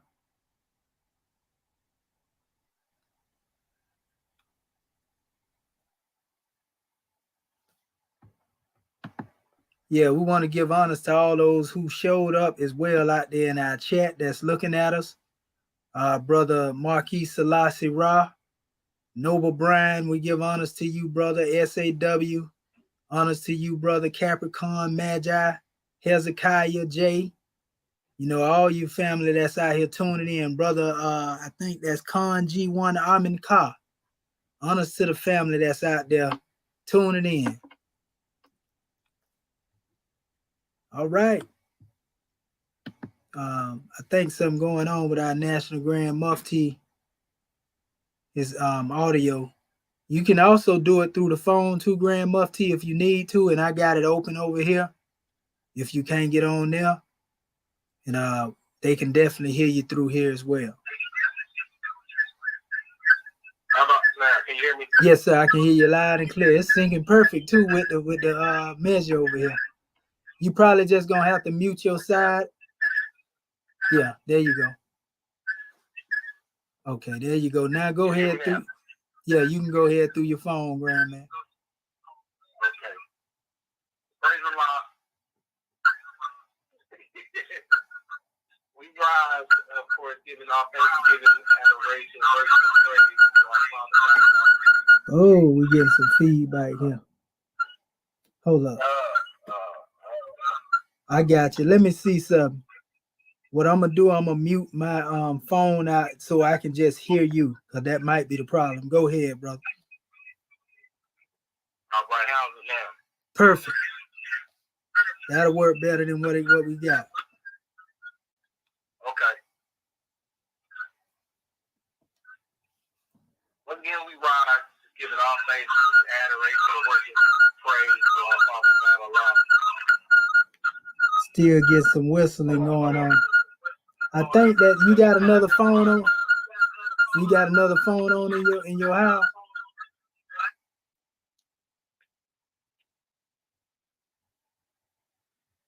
Give me 1 second. Okay, okay.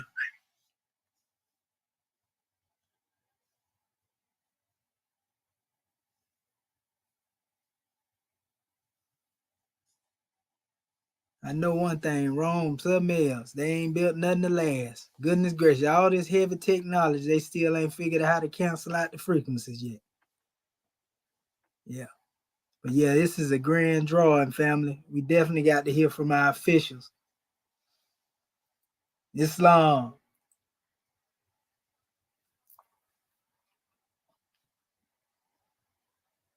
I think is our brother frozen? How about now? Yeah, you still getting a bad feedback through there. I don't know. Better? Go ahead. Say something else. I can't hear you though if you speak. I think that's better. Yeah, that's okay. better. That's better. All right. But you can hear me though, right? Okay. Praise Allah. Once again, we're going to try to let me rise, giving all praises, thanksgiving, and adoration to our Father God Allah, the great God of the universe, most significant and most wise, and we give the highest honors that we can give to his prophets. Our prophet, the last prophet in these days and in these times, prophet open to our lead and savior of humanity. We give honor to his forerunner, Marcus Mosiah Garvey, and we give honor to his government, our government, the Moorish American government, the government in which we live, according to Act 6. We give honor to the officials of this dead government, our divine ministers, swift angels, the mufti, our royal council, our secretaries. We give honor to our citizens, the Moorish Americans. We give honor to our flag, our divine constitution and bylaws, Holy Quran, our Grand National Seal, our Grand National Emblem, the fire. We give honor to everything that is Moorish. With a special high honor to you, National Assistant Grand Chief, Dr. Shadul, Minty, and Matthew Shepsel for bringing forth this grand Moorish perspective this evening. Give honor to all of our Moorish kids who have spoken before us, to our Moorish kids that will speak after us. Give honor to you, Angel. Continue to give honor to honor to do and honor to all true and divine prophets. And of course, give honor to our ancestors, that they have come before us, lead the way. And we are them today without doubt or contradiction, because no one has the power to change man from his nature. Praise Allah for that. And honor to all of our guests with us this evening, tuning into the Moorish perspective. Welcome home. Welcome to this mighty lesson. This is uniting Asia, uniting grand teaching, and together we're going to take it into this new era of time. Praise Allah. And it's been a grand subject matter, giving this answer or this message to Lamas. As you said, when the student is ready, the teacher will appear. And the nations are all seeking peace. All the nations are seeking peace, and the only way to seek peace is going to be had is through these lessons being taught in the are here as a divine nation to bring forth the lesson of peace. Peace on earth and goodwill towards me. And that first, the peace can only first be had when love is the first thing on one's mind and truth spoken from the heart and the mouths of men. And then peace can be had. You know, as you was clearly stating or showing this evening that man is the thinker. Everything starts with thought activity. And for us, the thought must be unified with the understanding that all these lessons, esoteric lessons, have to deal with knowing the self. And the self, of course, begins with the spirit and then flows down through the mind and then to the body. You know, there's no action without some kind of thought behind it. And there's no thought without some kind of motivation behind the thought, some kind of desire or passion or spiritual backing behind the thought. And so we as a nation of people, we as a people and ourselves understanding our divine nature must come into line with the truth of the matter. You know, we gotta get out of settling for the little lies or the falsehoods that make us comfortable and deal with the truth, which at times can be a hard pill to swallow, but it must be brought to the forefront. You know, our prophet told us in our lessons that men don't want the truth, but, you know, they don't want the light. It's too strong for them, you know, it's too stern for them. But the only way out of this situation that we find ourselves in is with the truth of the matter. Or as one draws off, you read some really good papers, talk about the brain or the mind has the capacity to correct itself once it has a grasp of a small, substantial historical base. It's all it takes. It starts with a small historical base.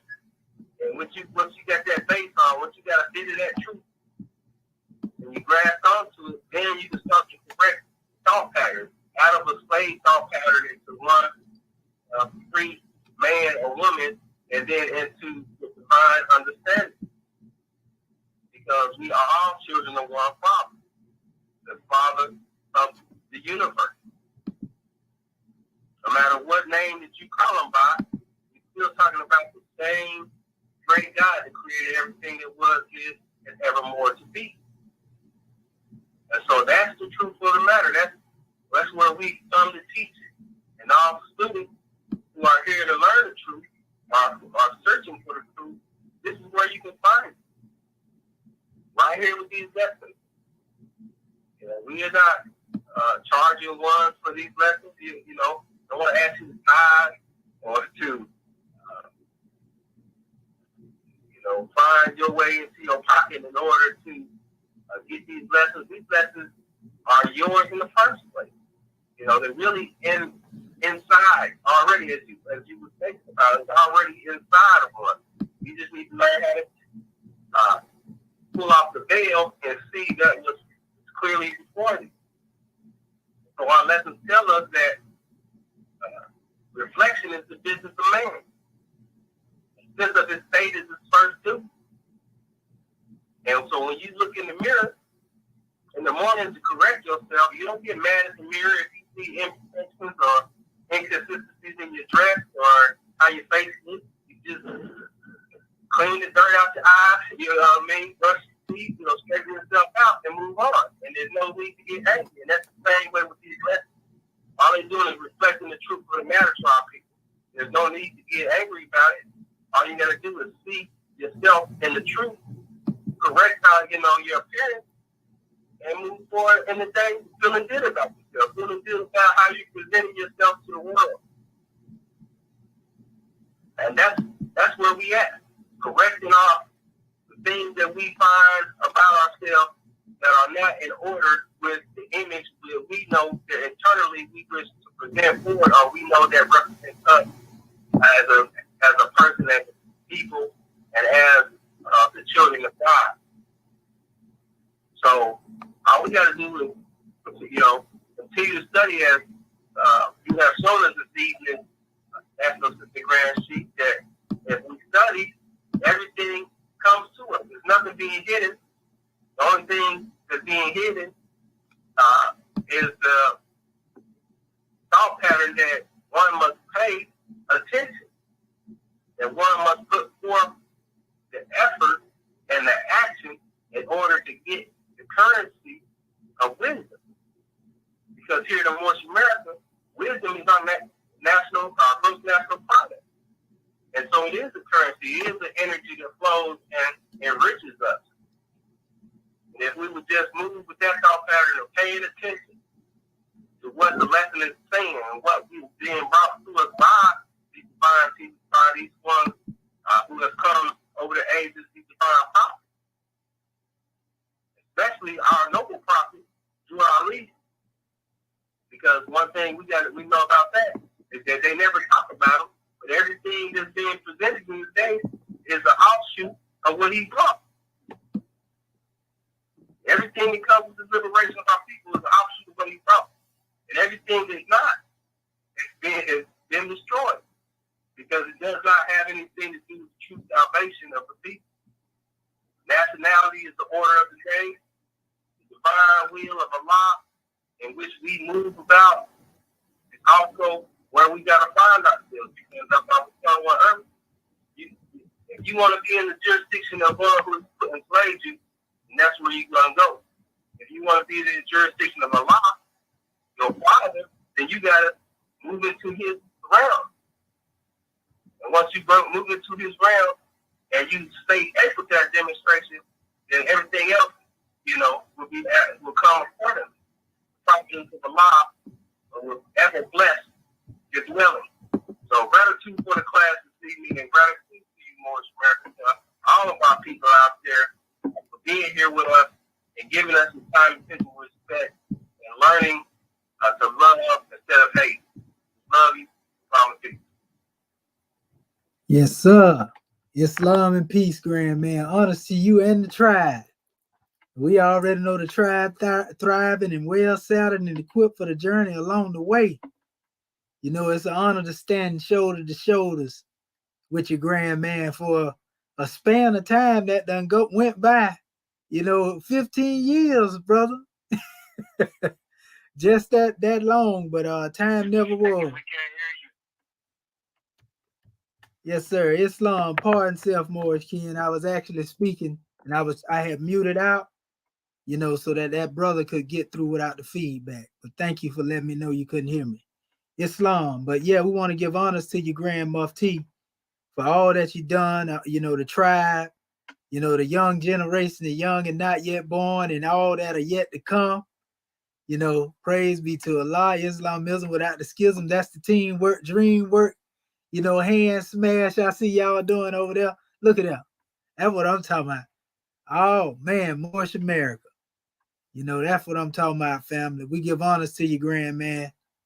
And we give honors to everything it is that you do. So at this time, we got to call forth Mother Ma'at. I know the Granddad Secretary of the State, so you just done going crazy. When we want to call forth our National Grand Secretary of the State, Sister Hatshepsut Rakat Ma'at and Pooh, Tutankhamun Bay. Islamism without the schism. And if you have your audio, it can come through the computer. Or which one better for you, Grand Secretary of the State? I'm coming through the phone. Can you hear me more? Yeah, I can hear you loud and clear with divine ears. Praise Allah. Islam. First of all, I want to rise, giving all praises to our Father God Allah, giving honor to our Prophet, Noble Drew Ali, the last prophet in these days and times, giving honor to our Moorish American government, all of our officials, staff, the angels, muftis, divine ministers, most especially our Moorish kin. Giving honor to our family tonight, giving honor to Act 1, also giving honor to our host, Dr. Shadow Menti. I'm going to head to Chepswell for this grand class. I got the first email, which had the attachment, but praise Allah, through the National Grand Mufti, I got the link. So, it's a blessing and an honor. I tell you, this has been a powerful class, and I give much honor to this special forum for getting the message out to our people. when we look at giving honor to you also, Moore, for opening our meeting according to law, and to Dr. Marvin Edwards Bay, Consul General, for taking registration and reading our subject chapter for the week. The subject matter: what is your answer to Lamas? And his question was, is this the dawn of peace? And we can see when Yehoshua answered the special question that he was speaking about the condition at that time, dealing with nations being corrupt, looking at the fact that you have antagonists at work, which we can see in this era of time. You've got opposition.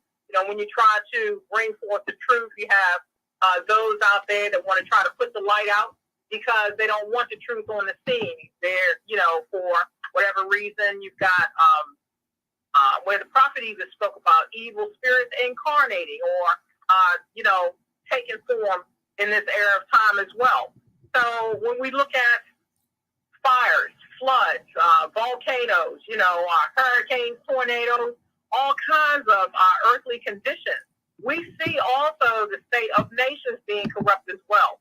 So this causes one to reflect and recognize the fact that you have those forces that are trying every weak mind to try to take them off the count. So this is why we are encouraging our Moorish kin to, we've got to get away from looking outside of the self to going within. This is something that we were not taught here in the West, because as long as we are looking outside of ourselves, getting taken off by what we see, being up 1 minute, down the next, then you can't tap into your God state. You can't tap into the powers that you naturally have within yourself. And when I was looking at the slides that you were presenting, you were speaking about the thalamus and how it plays its role in sleep and wakefulness.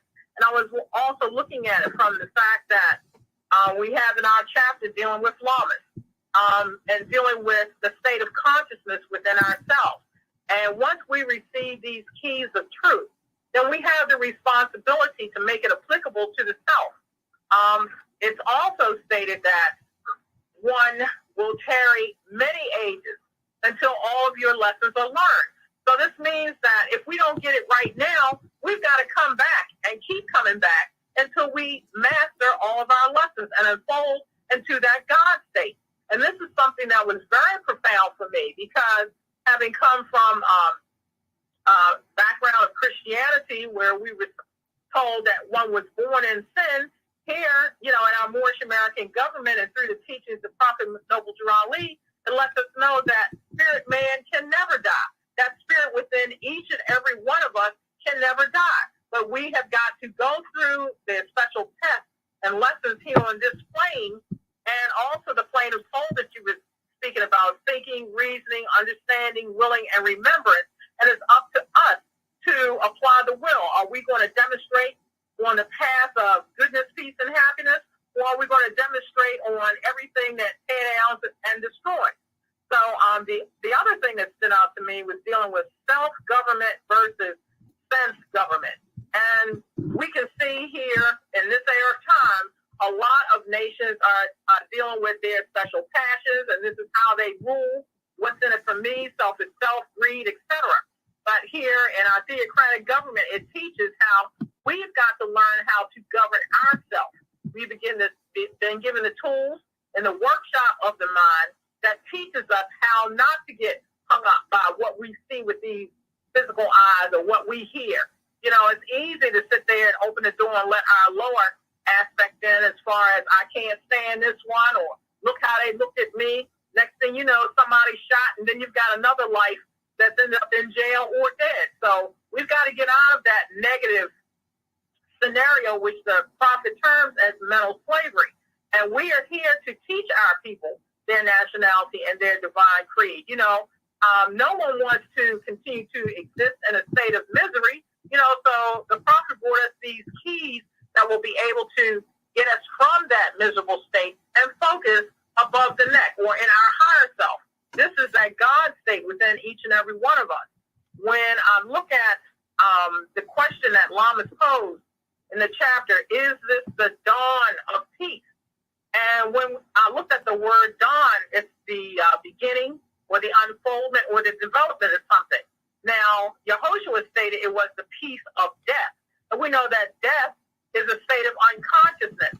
So when you look at corruption, opposition, hatred, having blood in the street, wars, just because I feel like it, things of that nature, doubt, selfishness, then indeed we see the peace of death here in this era of time. But I also looked at it from the level of the peace of enlightenment is on the cusp, because the keys of civilization has been returned back to the hands of the Moorish. And this is the lessons that have been brought to us from our Creator through our Prophet Noble Drew Ali, teaching about the state of consciousness, teaching about love, truth, peace, freedom, and justice, the things that will bring about the harmonies of life. You know, and this is how one builds a pure and clean nation. We ruled the world at one time, and now it has been our divine task and mission to rule the world again. So my answer to Lamas would be, we see the peace of death now, but it takes that in order to come to the unfoldment of that peace of enlightenment, which is what our people are seeking and searching for.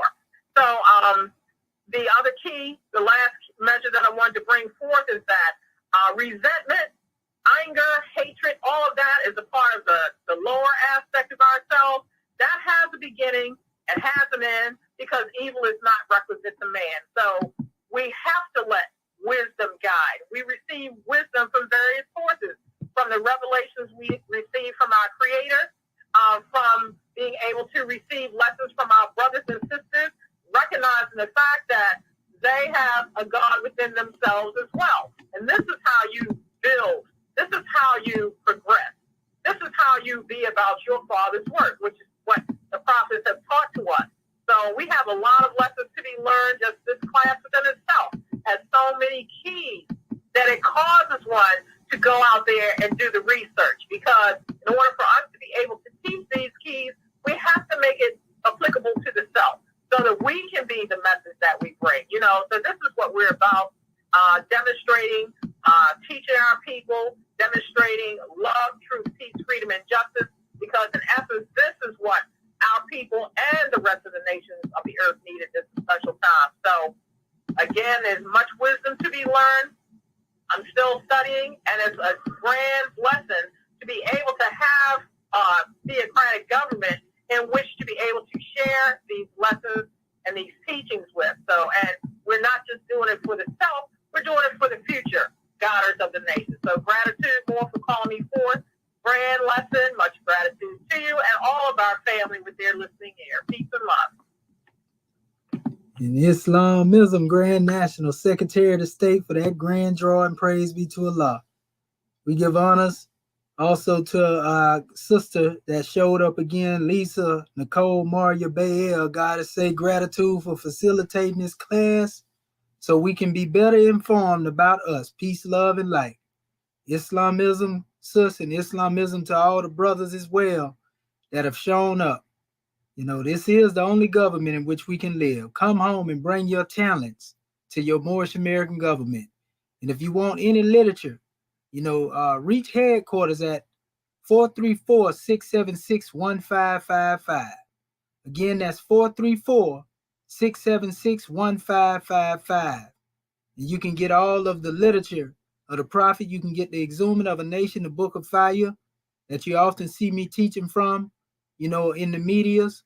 One of the greatest books to ever be written on this side of the planet, you know, and has made its way to the other side of the planet, you know. So goodness gracious, all I can say is a book of fire, because it's burning up falsehood, branch and root.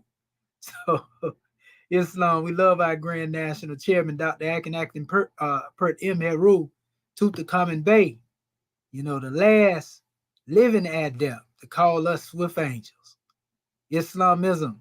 And at this time, we want to give honors to the station of our Grand National Chairman, Dr. Akin Acton Pert M. Heru. You know, and we will call forth now National Grand Sheikh, Dr. Serapis Amin Rael. Islamism. Are you there, Sheikh?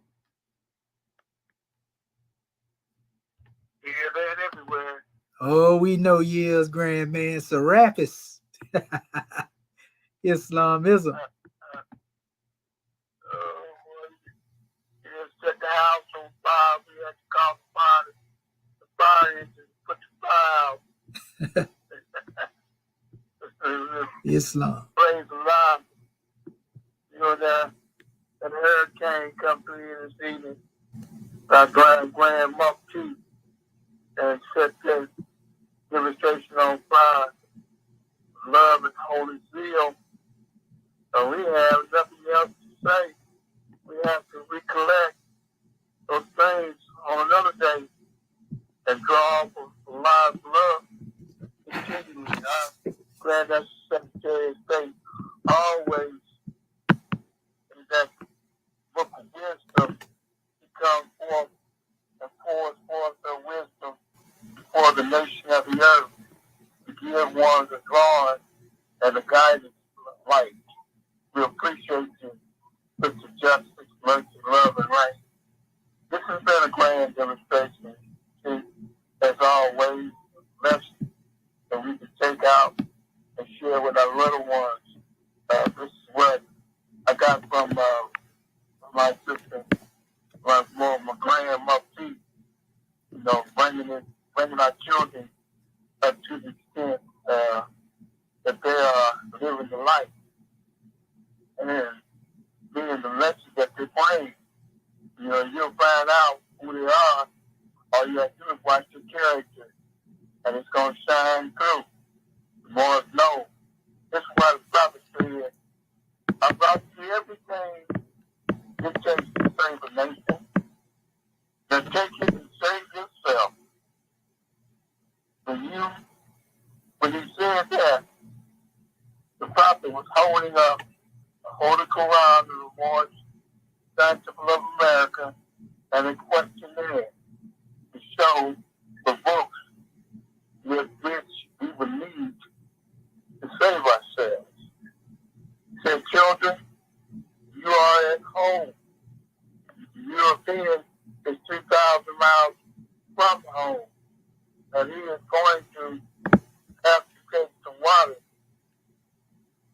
He said, one day, every wheel of industry is going to stop. And when they start up again, it will be in the Asiatic space. He said, I am going to stop the Europeans from thinking and start you more to thinking for yourself and for your own good. He said, if you got people in the South, get them out, because that is where the destruction is going to start. He said, for the various lynchings and murders that were committed in the South is going to have to pay off and pay off in blood. He said, in the year 2000, wars will come into their own. Let me do that again. In the year 2000, the wars will come into their own. Bear witness to that. He said, I am going to leave the Europeans here just long enough to teach you how to run a government. He said, I had to go around my elbow to get to my thumb to get what I wanted established in this government. He said, watch your newspaper and listen to the radio. I'm going to make the Europeans tell the truth. He said, it will take you 50 years to find out what I brought you. And 50 years after you're gone, I'm gone. You want to know that I've been here. He said, there's going to be a great earthquake that will put the United States in two. He said, the third and fourth generation will see the good of my work. That is an accumulation of some of the things that the prophet uttered. He gives us guidance and instruction along the way to show that we are the hell of faith, the Ali tribe, and that we have that as blessings to go out and give our people the lesson that is grand station. And we appreciate you setting it out in the way that you did, always with a spoon of love being added into it to give one that appropriate guidance. To all more here, there, and everywhere, they allow continue to bless, direct, and guide your path. Praise the Lord. January 15, 1929, a warning from the prophet. You read in every meeting. I hereby inform all citizens they must end all radical, agitated speeches while working on the streets. We're up for teaching, not destruction. Stop flashing your cars to Europeans to cause confusion. Remember, your car is for your salvation. Baby to baby's orders will give severe consequences. We have to love, truth, peace, and justice. And when these principles are violated, justice then will take its course. And these citizens, a group of citizens who hold when they're still towards government or the profit are violating the divine covenant of the Moorish movement to receive every reward from Allah for their unjust deeds. All true Moors will and must obey the laws laid down to them by the prophet. They lose confidence in their prophet. They should turn in their card and button, one of the servant prayers, and return to the state where the prophet found them. This is the holy divine movement founded by the prophet, no duality. And if the prophet is not right, the government is not right. The prophet, therefore, is standing out to the divine place. You all Moorish Americans will do their part to test the prophet and the government. This is an everlasting movement founded by the prophet through the will of Allah to redeem his people from their sinful ways. So all this prophet number duality. This divine warning is the supreme laws now and will be enforced by the shared record. Become Islam. January 15, 1929. We read next, sold, free, young children of one father, provided care, and rest of one mother has given me son. A divine perfection therefore unites you with thy brothers, that peace and happiness may dwell in thy father's house. And when we separate in the world, remember the relation that binds you to love and unity. We burn out a study for their own blood. Thy brothers in the brush, dear sister, but sisters in trouble, forsake her not. So shall the fortune of our Father contribute to the support of this whole race, and his care to continue to you all in your love to each other. Islam. This means this close according to Act 2, our divine constitution, and love, truth, peace, freedom, and justice. Go in peace, more good see tomorrow at Sunday school. Be there. Much love to you. Long live Morris Mary. Peace. Yes, Great ma'am. class.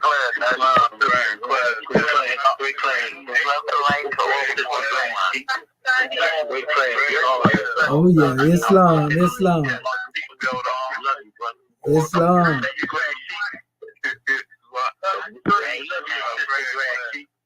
We love you too, family. Gratitude, Islam.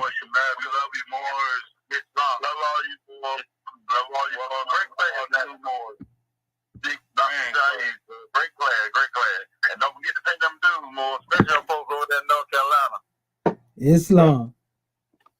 Yeah, peace and love, family, to all my family that tuned in to the live.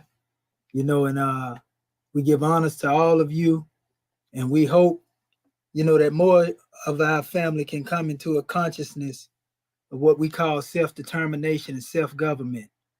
And that's what everything boiled down to. And we teach ancient spirituality that come from many different sources. What it is, we honor the truth. It's not about what one believe or what one disbelieve, because we know in order to build a nation, everybody is not going to see the same thing when it comes to one's unfoldment in certain consciousness. But just as long as we have principles and morals and values, so to speak, that we can unfold through and make us better. This is the grand drawing. And like I said, if you see it scrolling across the screen here, it says when the student is ready, the teacher will appear. So, we're going to take our family out as we always do. with a grand drawing, and I got a little handle on this demonstration now, so the audio is a little better. And so praise be to the Most High. Honor to all of you. Unqua Jet Sanev, life, health, and prosperity be upon you all. That's the ancient comedian aspect and way of saying that. I wish all of you well, and keep tuning in, family, because it's nothing but love. Also, I want to apologize too for the little brief moment where you didn't get a chance to see the slides. Like I said, reach out to me at egyptianadept@gmail.com, and we'll have you on the manifest. So we'll get that to you, and all is well. So let me close this demonstration out with the track. And I think this will be a grand track to cross it out with, and all is well. Praise be to Allah. Let me do this here like this. Just give me 1 second. Actually, it's right here. So let me tune y'all in. And family, like I said, we love you. And just keep teaching your people, man. Whatever it is that you do, keep enlightening our people, because they need this. They need this badly. They need to be uplifted. They need this consciousness that we have to offer. Okay, so there we go, right there.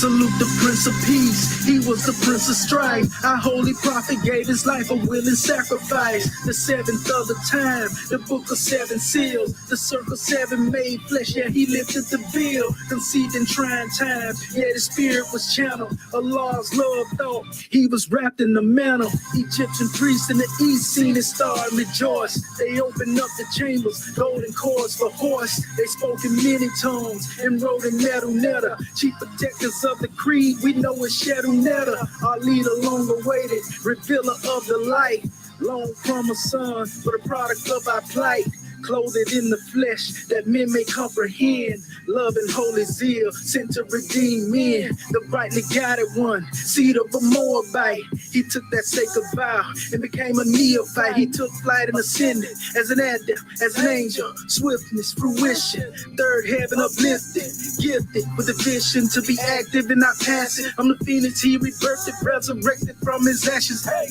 Ali Ellen Bay, Ali Ellen Bay. Praise Allah, he sent the prophet and he paved the way. Ali Ellen Bay, Ali Ellen Bay. Praise Allah, he sent the prophet and he paved the way. When the student is ready, the teacher will appear. The ancient one is present, the Hierophant is near. If Allah's delight, then whom should you fear? Know thyself, Allah and Ali, cause MAG is here. Faith in fruition first formed in the purified thought. Pressure presenting profound prophecy, clearing the knot. Lift the Moors out the box, shallow grave with they plot. We was enslaved in them days, like it or not. Fighting demons on top, judges loyal to cops. Put in place to displace the true heirs of the crop. Laying air in the water, consciously raising our daughters. To put respect on our name, it comes from our Father, passed down through our prophet, ancestors, we got it. The elders and them babes, and just ways will never stop it. Allah leading the way, no matter what you say, the truth will never change. Welcome to the new age. Ali Ellen Bay, Ali Ellen Bay. Praise Allah, he sent the prophet and he paved the way. Ali Ellen Bay, Ali Ellen Bay. Praise Allah, he sent the prophet and he paved the way. When the student is ready, the teacher will appear. The ancient one is present, the Hierophant is near. If Allah's delight, then whom should you fear? Know thyself, Allah and Ali, cause MAG is here.